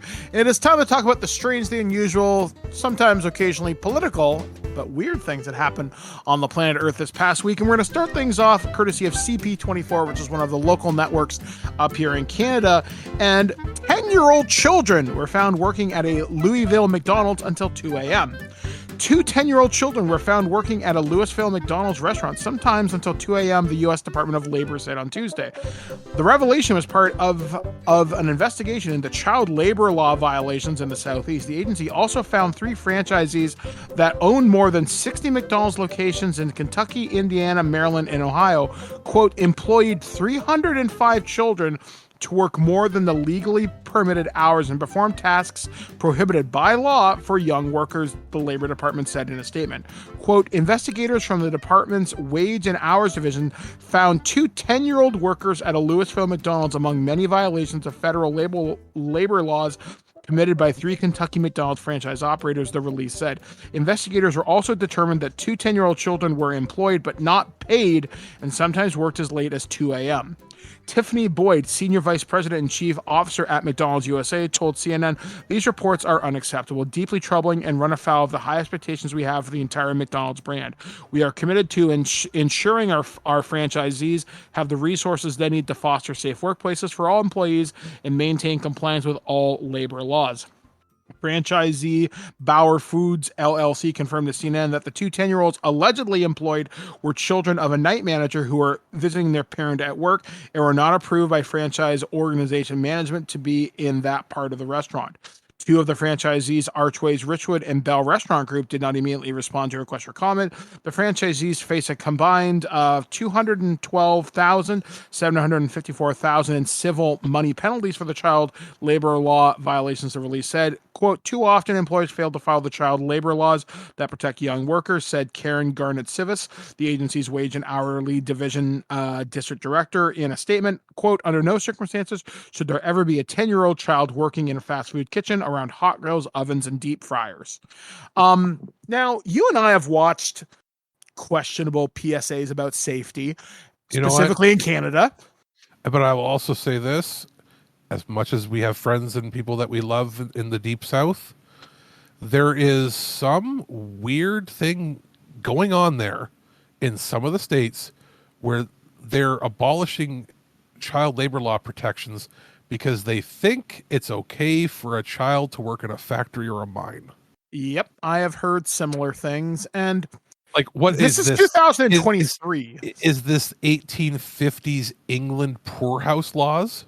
Yeah, like now when I had my first job, for example, I was probably anywhere between 13 to 15. I can't remember precisely. And I was employed off the books by the Ontario Minor Hockey Association through the arena. And what I did at my local hockey rink is I would keep scores. I would fill out timesheets. I would make sure the clock you saw on the board was accurate. The scores are accurate. The penalties are accurate. I was the official timekeeper of that particular rink. And it was fine. I made $5-10 a game. If I had to work a tournament, I might make $100 for the weekend. So obviously I'm not making minimum wage, but it was a good, safe experience. I loved hockey. I was fine with it. But to have a 10-year-old child, as it was mentioned in that story, if that kid slips near a deep fryer or a grill, because I've had girlfriends who've worked in fast food restaurants. I've very briefly worked in a fast food kitchen, and we're talking a matter of hours. Those floors get slick with grease. One mistake is all it takes. I don't want a 10-year-old kid that isn't, like, if it's a family member at a barbecue or whatever, that's fine. I don't want a 10-year-old kid, anybody, handling my food. I mean, yeah, like it's one thing from a barbecue or something. Not even a, maybe a wedding. Like, not even from one of those, like, child labor law standards, from a cleanliness standard. I don't want kids, like, kids are going to put their bare hands in things. They're going to not care. They're going to have contamination, cross-contamination. Like, okay, even if you were to say, going to happen. Yeah. Even if you're going to say, hey, this kid's really mature for his age or her age, and they can work in a kitchen. Okay, I don't trust a 10-year-old child to not accidentally cross-contaminate peanuts with something and have somebody die. See, the only thing I can think of, and it's funny, you were talking about older TV shows before we did this segment, and I got to say, I've seen examples on TV, maybe out of the 80s and 90s, probably even into the 2000s, where you might see a younger kid helping out at a family restaurant. Like, let's say dad owns a diner or something, and the kid could bring the plate to the table if it wasn't a complex order. Yeah. They aren't cooking usually, and they're not even greeters. They're not allowed to be servers.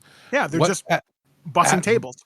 At most, they're cleaning the table off. They're replenishing the napkins or the condiments, or at the when they're done, like, they might be the kid that they're not going to clean the toilets because unless the parents want to be mean, but they're sweeping the floor. They're learning. They're helping out. They're doing the menial jobs that help build character, but are safe for them, safe for the customers, and more importantly, if it's a family-run business, are not overworking the child to the point where it's unsafe. Yeah, like the fact that this happened at a McDonald's kind of blows my mind. Now, I've had some dealings with McDonald's corporate in the last year or so, and I've actually found them to be remarkably right on the ball. Like, if something's wrong, they will fix it. In fact, corporate level, yes, but people don't realize McDonald's isn't franchised the way like a Tim Hortons is franchised or a Subway, where it's like individual people. For the most part, it's like an ownership group. Yes, a very rich person might be able to own a McDonald's, but if you go to a town like ours, and this is probably similar to the States, there might be, let's say, 7 McDonald's. Most it would be like 3 are owned by one limited liability partnership, and then like they'll all be owned by 1 or 2 groups of people. Yeah, like I know here in Guelph we have Walmart location, Woodlawn location, Gordon Street, Stone Road, and the new one. So we have 5.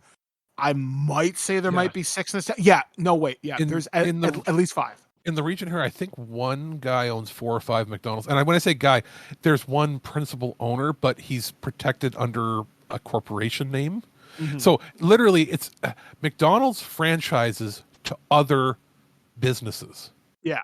It's not usually like a mom and pop buy it like a lot of other franchises, and that's to protect. It's legally protect themselves as well. So, but the corporate level, like the upper corporate, generally is good and on the ball. Yeah. It's the people that own the individual locations. I know there was a John Oliver story that came out last year, maybe it was the year before last, late in the year, where they talked about Subway franchisees and just the problems that they run into. And I don't know, it doesn't surprise me there are issues at something like this, but again, it just seems like in certain states in the United States of America, again, if we're wrong, please tell us. It just seems like things are going weirdly backwards for no particular reason, and I don't like it. Some of it, I don't know, it's deep ingrained cultural things. Mm-hmm. Some of it is the demographics of the area are so financially strapped that they're one willing to let their kids do this.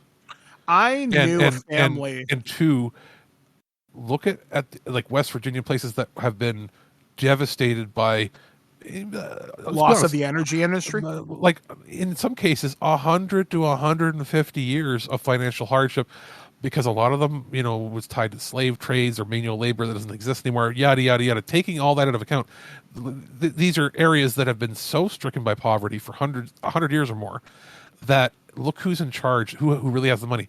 It's the billionaire guys that own the mines and all this stuff, and they're the ones that have traditionally gotten away with anything they want. Yeah. So if their solution is, hey, we can't find anybody willing to do these jobs, and we're not legally, we've been caught hiring migrant workers under the table. We can't do this. So we'll just pay children less than minimum wage to do it because we don't have to pay them full price because they're not adults. And we're going to lobby to make it so that children can do dangerous jobs again because, hey, even though I'm a billionaire and can afford it, fuck them. Yeah, it's tragic. And then they try to spin it as we're doing great for the community. If you were doing great for the community, your billions of dollars, you could be perfectly happy as a multi-millionaire who then uplifts your community. But no, you don't care about your community, even though you say you do. Yeah, exactly. It's kind of disgusting. However, we're going to change gears to something a little bit more lighthearted for the remainder of the weird news. And this is a story that Ken found for us. And this is oddly a local story to Ken. So according to CBSNews.com, hundreds of pounds of cooked pasta mysteriously dumped in New Jersey woods. Imagine going for a leisurely hike and stumbling upon mounds of pasta in the woods. It seems highly unlikely unless you were recently walking near the river basin in Old Bridge, New Jersey, where hundreds of pounds of cooked pasta were dumped in the area last month. Their origin remains a mystery. Nina Josenitz, who ran for city council in the town of about 66,000, posted images of the piles of pasta in a Facebook group, thanking the Public Works Department for cleaning up the estimated 500-pound mess. In her post, she criticized the mayor, saying he ignored the situation. She ran on a platform of cleaning up the waterways and environment in the town and wants to improve waste and recycling services with new initiatives like bulk pickup. CBS News has reached out to her and is awaiting a response. While the visual of spaghetti and macaroni becoming one with nature is off-putting, many found humor in the peculiar sight, including I can't pronounce her last name, who called it Mission Impastable. In a Reddit thread dedicated to New Jersey, many people shared pasta-related puns. We should send the perpetrators of the state to penitentiary, one person joked. Lead suspect is a guy named Al Dente, another commented. CBS News has contacted the Old Bridge Mayor, City Council, Police, and Public Works Department for more information and is awaiting a response. This is so weird. Although I'm looking at it, the spaghetti is just you know how we were talking about modern art pieces last week? Oh, with the dildo art, yeah. Like, do you ever wonder? I don't think someone would spend 500 pounds to cook. No, this looks like a restaurant dump. It has to be 500 pounds. Has to be not a restaurant dump. That sounds like a catering dump from like a factory. A wedding. Oh yeah, or catering or wedding. Yeah, that's possible actually. Or like the Legion was.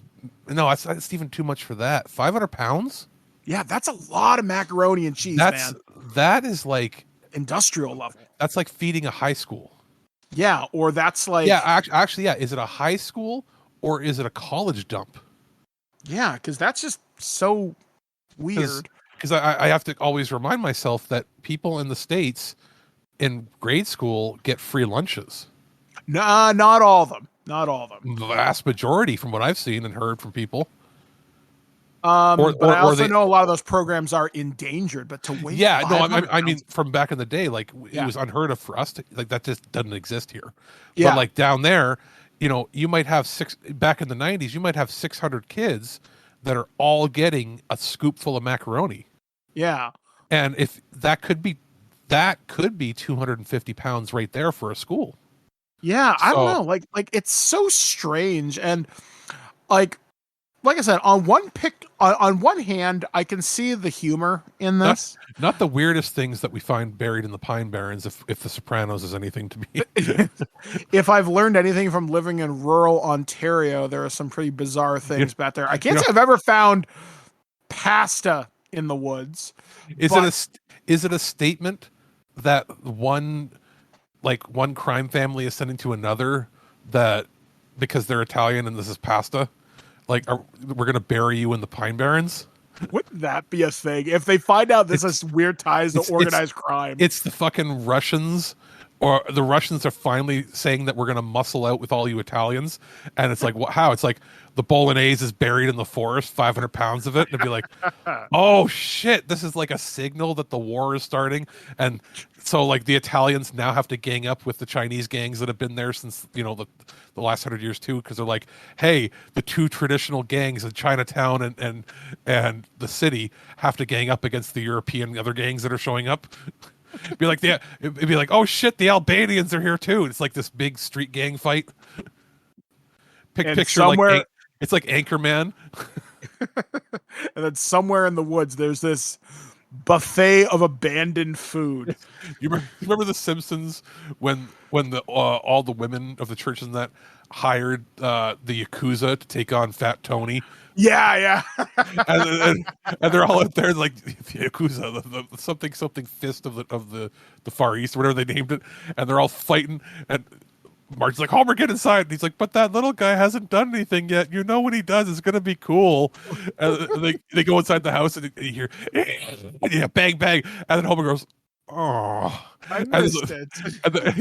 And the Fat Tony throws some Yakuza member through the window, and he lands, oh, forgive us, please. And he runs out. Like, it's the stereotype, but it was not offensive. It was funny, right? Yeah, because it was so goofy. And what makes, as a kid, I laughed at that, and I laughed at the cool thing. What I laugh at more now when I watch that clip is how I've known Italian people and families that act and talk like Fat Tony does when I see this part. When they start the fight and he goes and he punches them and he goes, hey, you right there. And he like pointing at him of who he's going to fight and how he's going to fight him. Get back here, you little twerp. Things like that. Just the way they animated and thought that, I'm like, oh man, that was not just, hey, we're going to make something up funny. It was they've seen how old Italian dudes fight. You know what's funny? And then we'll move on to our last story. Yeah. This scene about the pasta being found in the woods, I could see this being a scene from The Sopranos where Tony's visiting his therapist saying, look, man, we were trying to do something. Somebody fucked it up and we had to dump it in the woods. Like, aren't you afraid of the news coverage? And he's like, yeah, because I've got 500 pounds of pasta just sitting in the fucking woods. I could see that. What I could see happening is it's a Polly fucked up and dumped it by accident. and then the panic is they're like, what's the big deal? It's just a bunch of pasta there. They'll write it off and all this. And they're sitting there, and then Tony goes, that's about 500 yards from where we buried so-and-so. And then they would have sent Chrissy and him to go dig it up in the middle of the night. And they'd have to dig up. They're like, and he's like, what, to dig up the past? I'm like, no, to dig up the body that we got to move. And then you know what the story would have been, right? They would have dug up the body, moved the body, and then Tony would have looked and he'd been like, that's not the guy I asked you to dig up. They found somebody else. Like that's the kind of episode, like the Pine Barrens, right? It would have been like that. They could have totally done that, and then you could have had them all sitting down, and it would have been like Bobby and it would have been Bob. Let me think, who else could have been Bobby and Carlo and somebody else, and they're all angry, but you realize that they're angry that they wasted that much food.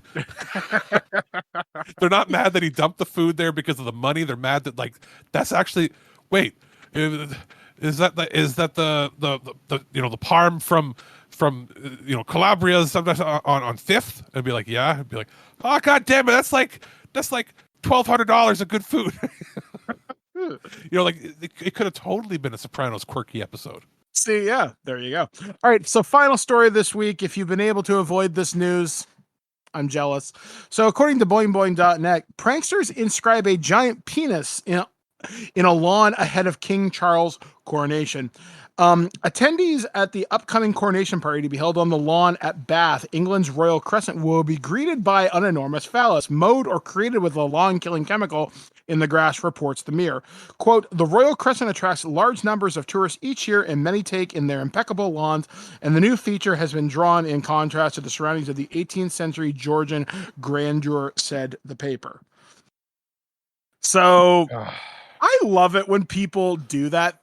Actually, my favorite prank that involves property damage like this is there's a viral photo of a guy and he puts on his roof, "Welcome to Cleveland," but he lives in Milwaukee or some shit like that, and it freaks people out when they fly before they're flying, they think they were diverted, didn't realize it. That doesn't harm anybody except for people that have high blood pressure. Yeah, and this idea of someone drawing a giant penis on a head of a royal lawn, okay, it's juvenile, it's stupid. That would be like pretty funny. Somebody in Texas should do that and say "Welcome to Juarez." Oh god, and have people get fucking terrified to get off the plane. Like it's so funny. Like, we live in this era of pranks that can be done on a grand scale. Like, I remember growing up, people would do crop circle pranks where I'm from.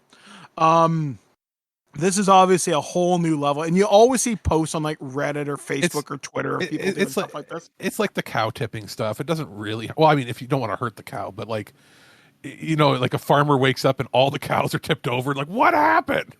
That's like small town shit, but it even happens here. But yeah, I mean, ultimately, it's pretty harmless. One of the best things that come out of the coronation, and I say that phrase remarkably lightly, there is a photo of King Charles sitting down in this golden robe, and to his right is a picture of Supreme Leader Snoke from Star Wars Episode 7. And the caption's like, the resemblance is uncanny. And if you look at the costume that Snoke is wearing compared to King Charles' regalia, yeah, someone definitely had a sense of humor with that shit. And I'll say this, I think we should have disengaged from our monarchy. Entanglement with the monarchy. If you want to have them as a figurehead for our history, that's fine. Even though right now, technically, even if you didn't want to sign into law, things sign into law, he really couldn't tell us no, because we would just do it anyway. But like the fact that on paper everything has to go through the king still is so dumb. The only good that the royal family can do is tourism, making people want to come visit so they can sell things to make money that then go into public services. But you're basically propping up rich people whose entire lineage was oppress, murder, and rape people, literally for hundreds and hundreds and hundreds of years, just because they could. And then literally only in the last 100 years have they made strides to actually be good, progressive people of society. And almost like Queen Victoria, product of her era, did a fair bit to help, but still, whatever. A lot better than everybody that came before her, right? And then her sons and that, and like, I can understand why people actually liked the Queen. Because she really did do a lot of progressive things socially to not just ingratiate, like legitimately modernize what a monarchy would be. I still don't agree with the vast amount of wealth that's unearned. But you know what I'm saying? Like, I can understand why people liked her. Yeah. And with him, I have two things to say. One, for the new king, he has some really progressive ideas about environmentalism. Like, he legitimately seems like he wants to be a good person. It's just never going to sound or look right coming from somebody who has amassed that wealth from that historical reasons. Yeah. Like, he would be the best king of England in history if what he said is, I'm giving away 90% of the wealth and we're abolishing the monarchy. People would have said, you are the best king in history. Yeah. But he's going to be an okay king. But my other thing is, with us wanting to put him on the $20 bill and money loss, I question why, if he's only going to live another 10 years. Yeah. Oh, the people in that family live long. Do we really want to do this again in 10, 15 years? And I feel like we'll have him on our money, and then after that, you know, we'll have who's the oldest son? Not Harry, the other one. Whatever, the Baldy the king, who'll be taking over for him. William, he'll be the last king. There's no way anybody cares about the monarchy enough in any extent of form, because he's only like 4 or 5. He's like your age, maybe a year or two older. Something like that. He could live another 50 years. And after him, is anybody alive going to care about the monarchy? I don't know. There was some stuff on CNN and on CBC saying, does Gen Z care about this? In fact, they don't care. Oh no. In fact, I actually got invited to a coronation party, and I actually had to tell the person who invited me, like, you know, I'm Indigenous, right? They're like, oh God. I'm like, yeah. So that's about how much I care. And it also says about that person that they just think everybody's supposed to like the king. Yeah, and it's a generational thing, because that person is the same age as my wife's mom, Mama Henry, and she was all excited for this. I'm like, Mom, you know I can't participate in this. She's like, why?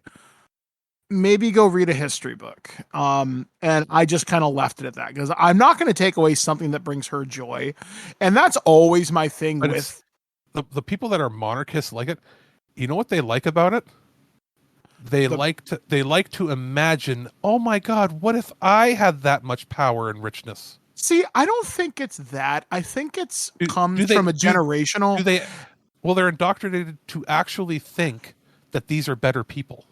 Yeah, I think it's just it comes from it comes from the generation before them, who raised them to hold people in that sort of authoritarian authority to be just better stock, I guess. Like, if your answer is God made them king, that's not the case. They made God. They made God. They're the ones that told the church, if you want to operate in my country, you have to tell them that I am champion of God, defender of the faith, and God is behind me as king. Yeah, and because guess what? Anytime the church didn't do that, they were kicked out of the country. Yeah, like, it's one of those things where it's going to be something that definitely in 2 generations we're going to re-examine it if it still exists. If not William, his son will be the last. And I like, we might not be alive at that point, but probably not. But I'm not advocating for them to die, but you know what I'm saying? Like, if they all had a big accident or something, and in the next 25 years, the youngest one, who's like, 10 years old now, or 5 or whatever, if he becomes king, then he'll be king for a very long time, possibly 70 years, like the grandma or great grandma. But like, I think that generation will be the last of the British. There are still a couple monarchs in Europe, but I believe that's the last acting monarchy where it's this big of a deal. That'll be it. It doesn't mean that the royal family won't exist. A lot of Europeans still have royal kings and queens families. They have zero power, and they have zero sway the way that the British monarchy does. And I think that's going to be it. Like, and you know what? I like the dissent that they're able to sort of have by doing this, cheeky tongue-in-cheek stuff with the vulgar, landscaping, let's say, because you hear things in England where people were protesting it and they were arrested, and like, that's going to make you even more hated.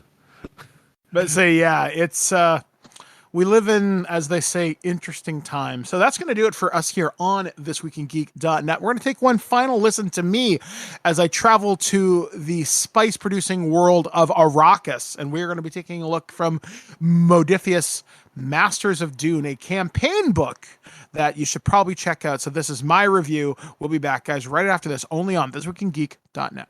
She sees too much. I said I would not harm them, and I shall not. But Arrakis is Arrakis. And the desert takes the weak. My desert. My Arrakis. My Dune.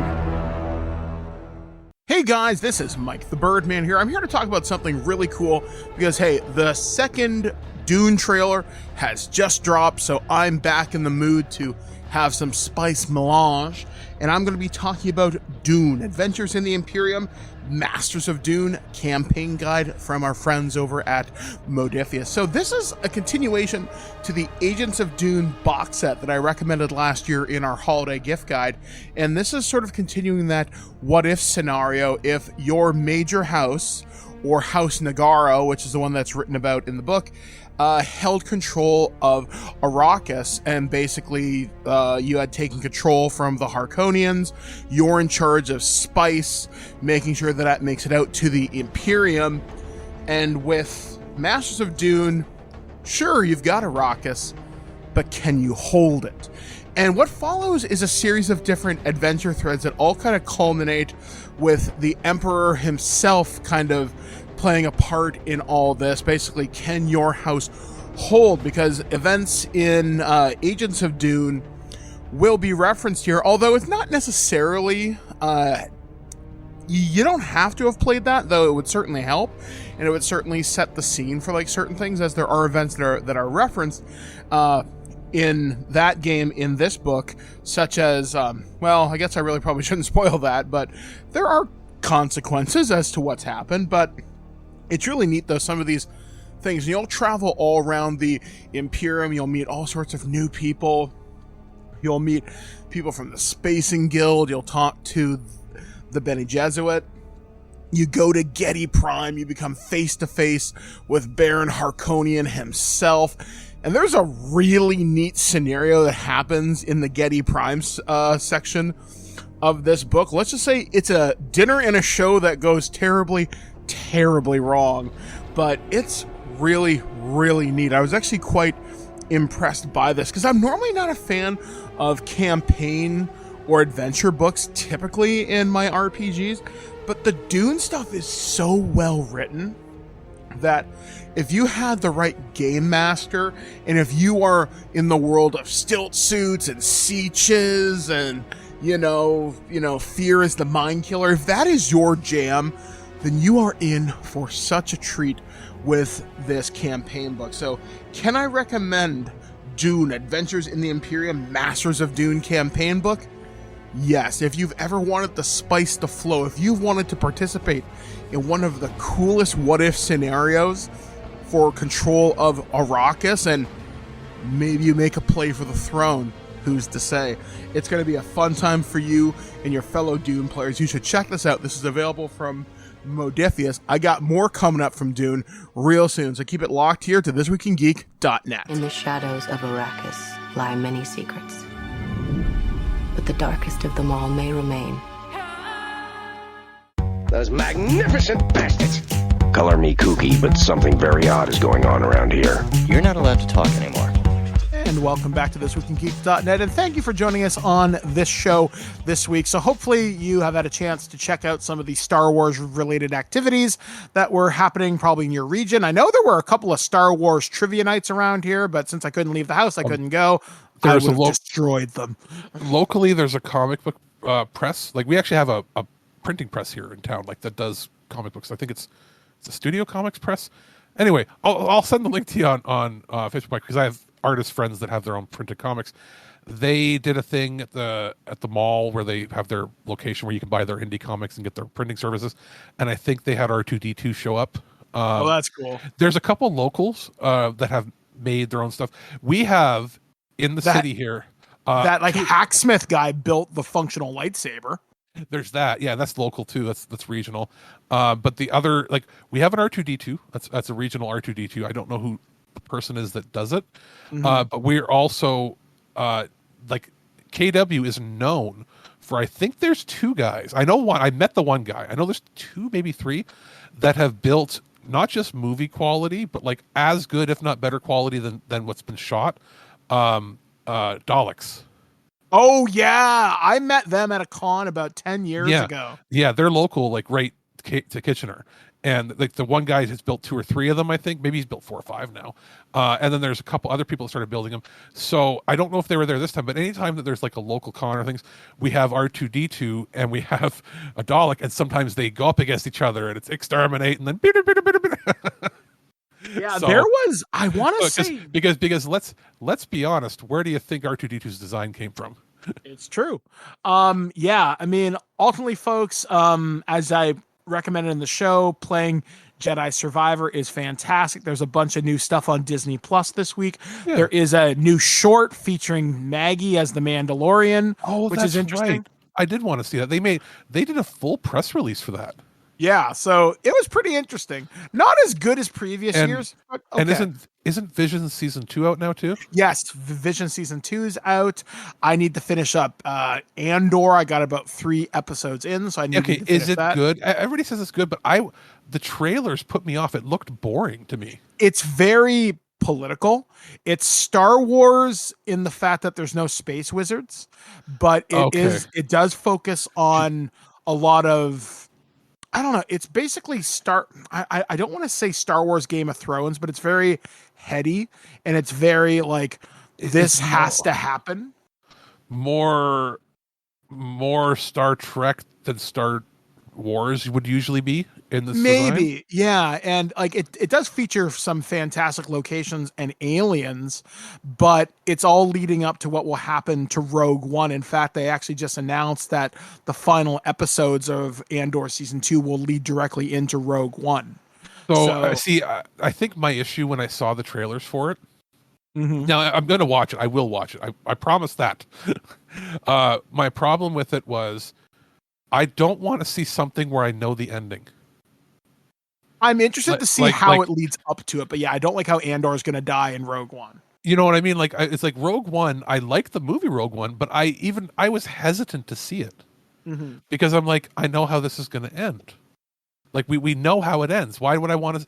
I don't like prequels that go directly into the lore we know. I like prequels where they're set way far back where they're barely connected. See, I'm the opposite. I like things that lead up to events that I know, as long as it makes a narrative point of sense. Yeah, and they did a pretty good job there. Like, or I don't mind the stuff that's taking place between them, like Mando and Obi-Wan and that. But what I think the reason Mando works is not just, cute little Grogu. I think Mando works because what they appear to be leading towards, and again, I'm not the big lore guy like you are. I see that this is the prequel. It's obviously it's a midquel, right? We're filling the gap in this universe of what happens between Jedi and the sequel trilogy. Yeah. What I'm seeing here is, oh my God, are they actually setting things up so that at some point we're going to see a jump to after the sequel trilogy? There is talk about that, but they're also setting up. My guess is the final thing, which will be the new Republic movie, will show the Battle of Jakku, where we found Rey. And that'll be the final fall of the Imperial remnant and the rise of the First Order.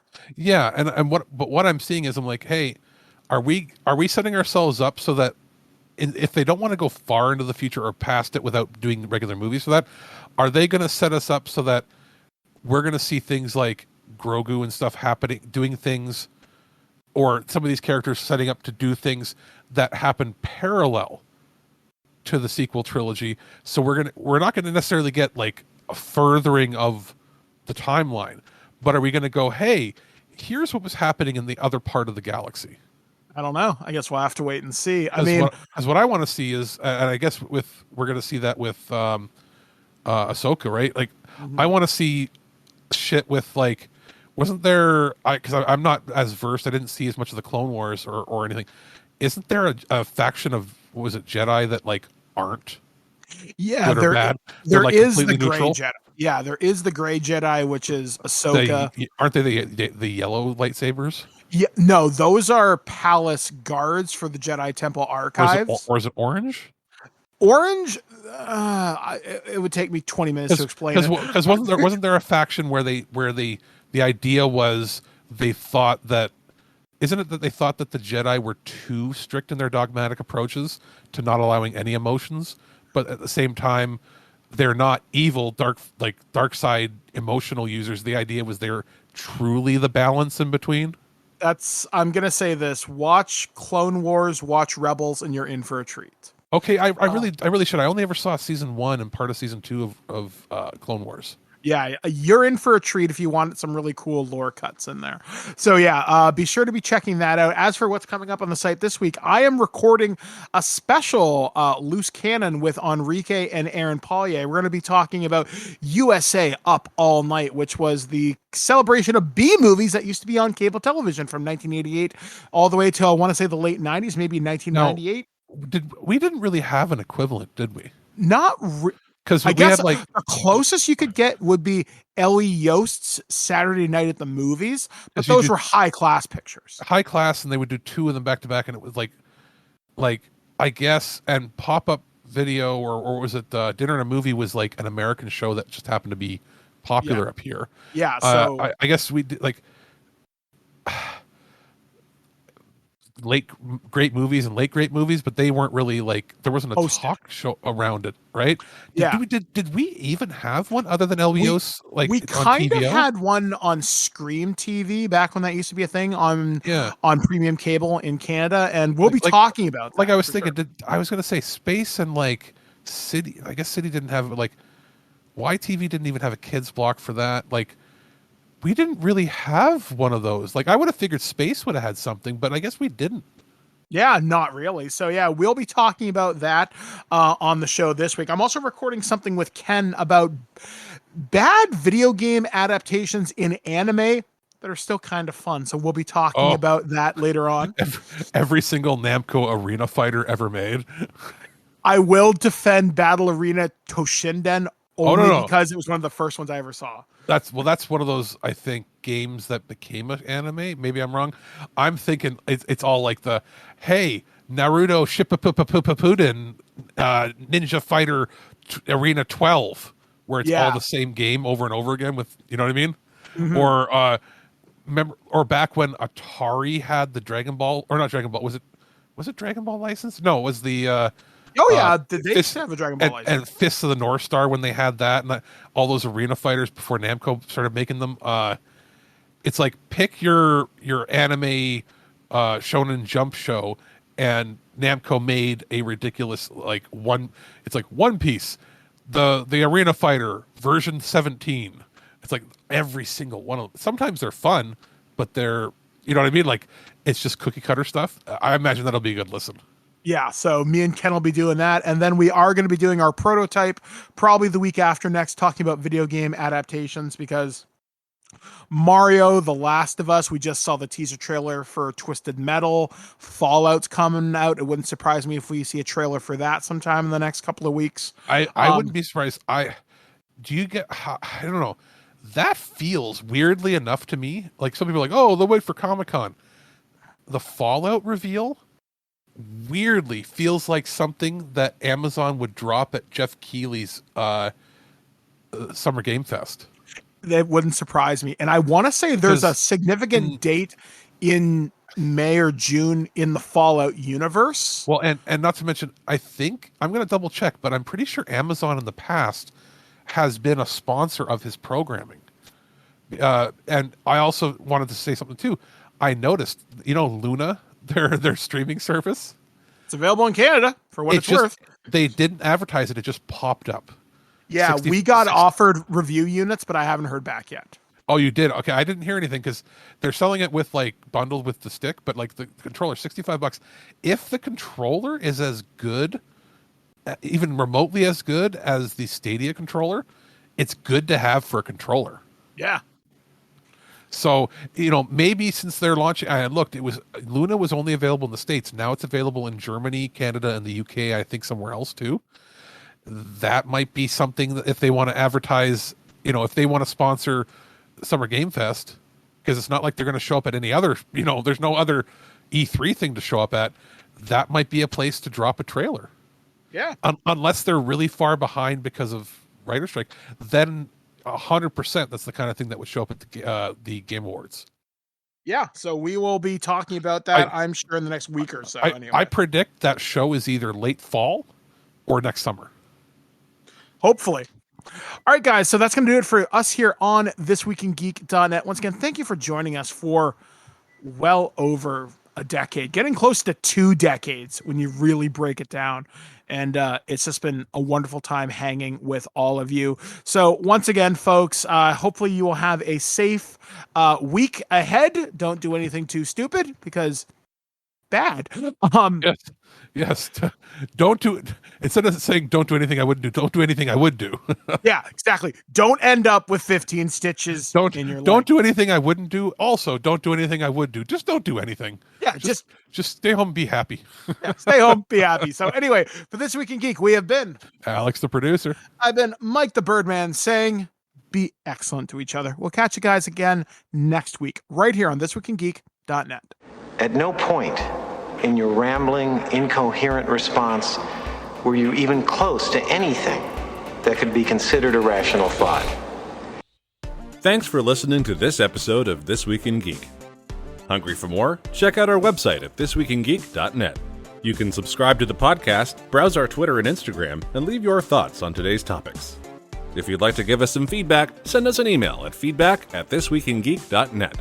Tune in next time, and remember, lower your shields and surrender your listenership. We would be honored if you would join us. Thank you for your cooperation. Good night.